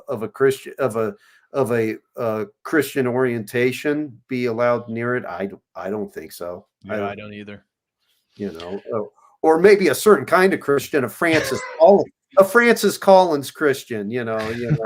Right.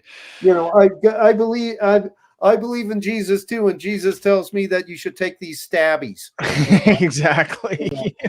Jesus wants you to have asymptomatic myocarditis. Exactly. So, we just have two more super chats. Will Emmanuel threw in $5 and says, "Good stream as usual. Thanks to everyone. Thank you, Will Emmanuel." And then Christ is King throws in $3 and says, "I'm ordering your book now. Thank you for the stream." Thank you. So anyways, guys, that looks like that's going to do it for today. Let me just double check one last time. Yep. And Collins Brothers, I want to thank you guys so much for coming on. Is there any final words you'd like to tell people? I really love how we ended the stream because it ended very optimistically. And that's what I always try to give all the people, because the vast majority of my audience are Orthodox Christians, and no matter what happens, we have our faith and we have the church. And so any final words you want to leave with people before we hop off? Well, again, to end it on a positive note, there are positive implications to the UFO deception, and the positive implication is this, and all the other narratives are failing, and they are having an extremely hard time keeping the whole thing from falling apart. They themselves are working against an overarching macrocosmic trend of decentralization. And one social critic, James Howard Kunstler, has pointed this out, that there's this overarching trend that they do not control, of where things are starting to become smaller in scope and size, and all people are turning inward to their communities, so they're fighting against this. Everything that they do could be seen as merely a temper tantrum over the fact that there's this macrocosmic trend of decentralization, and they can't stop it. Yeah. And all. Right. But none of the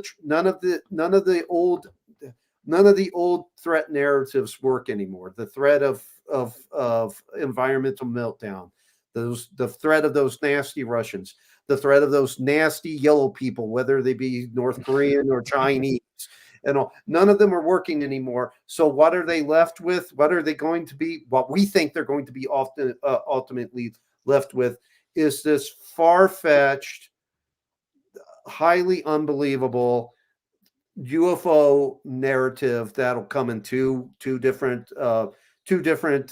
forms. Like, one will be, oh, the UFOs are here. We have a crisis of diplomacy. Who will speak for Earth? We have to form a world government, or there'll be a diplomatic failure, a breakdown of communications with them.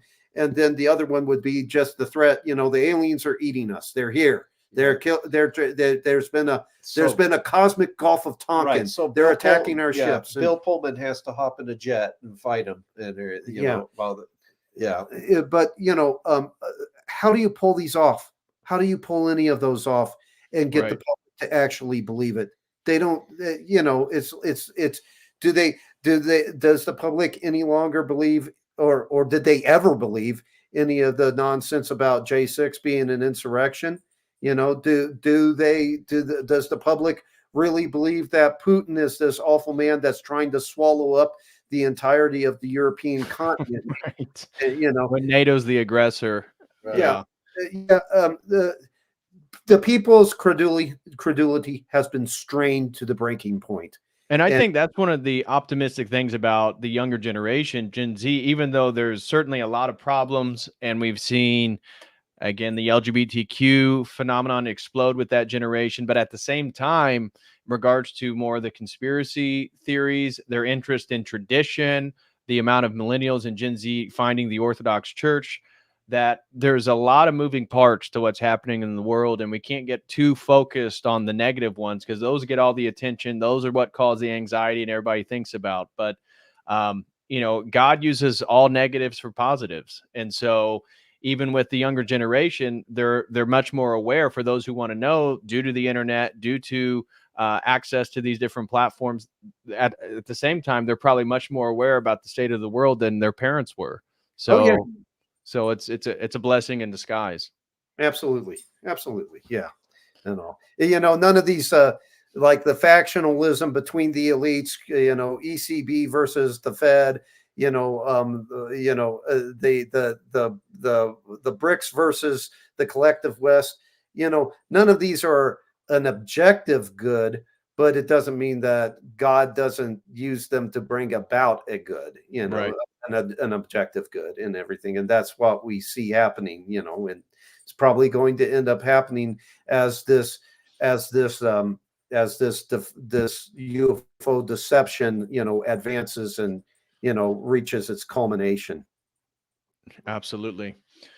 Well, thank you guys again for coming on. I greatly appreciate it. And thank you for everybody who's been here. Support the stream, smash that like, and I will be back Thursday. We have a stream covering the words of Yuri Bezmenov, both the good and the bad, and looking at maybe some theories about him, but also some of the warnings he gave to America. So I'll see you all Thursday. Again, Collins Brothers, thank you guys so much for coming on. Really appreciate it. This was a fantastic stream. And for you giving me almost 3.5 hours of just fire, I really appreciate that.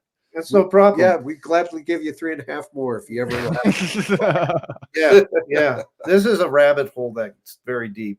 Right. You reach the bottom, and Bugs Bunny's still feverishly digging at the bottom. So, well, yeah. You almost need 3 more. You almost need 6 hours, a marathon of sorts. Right. Well, we'll definitely try to set something up in the future, because I'd love to do another one. So anyways, absolutely. I'll see you all. As always, until next time, God bless.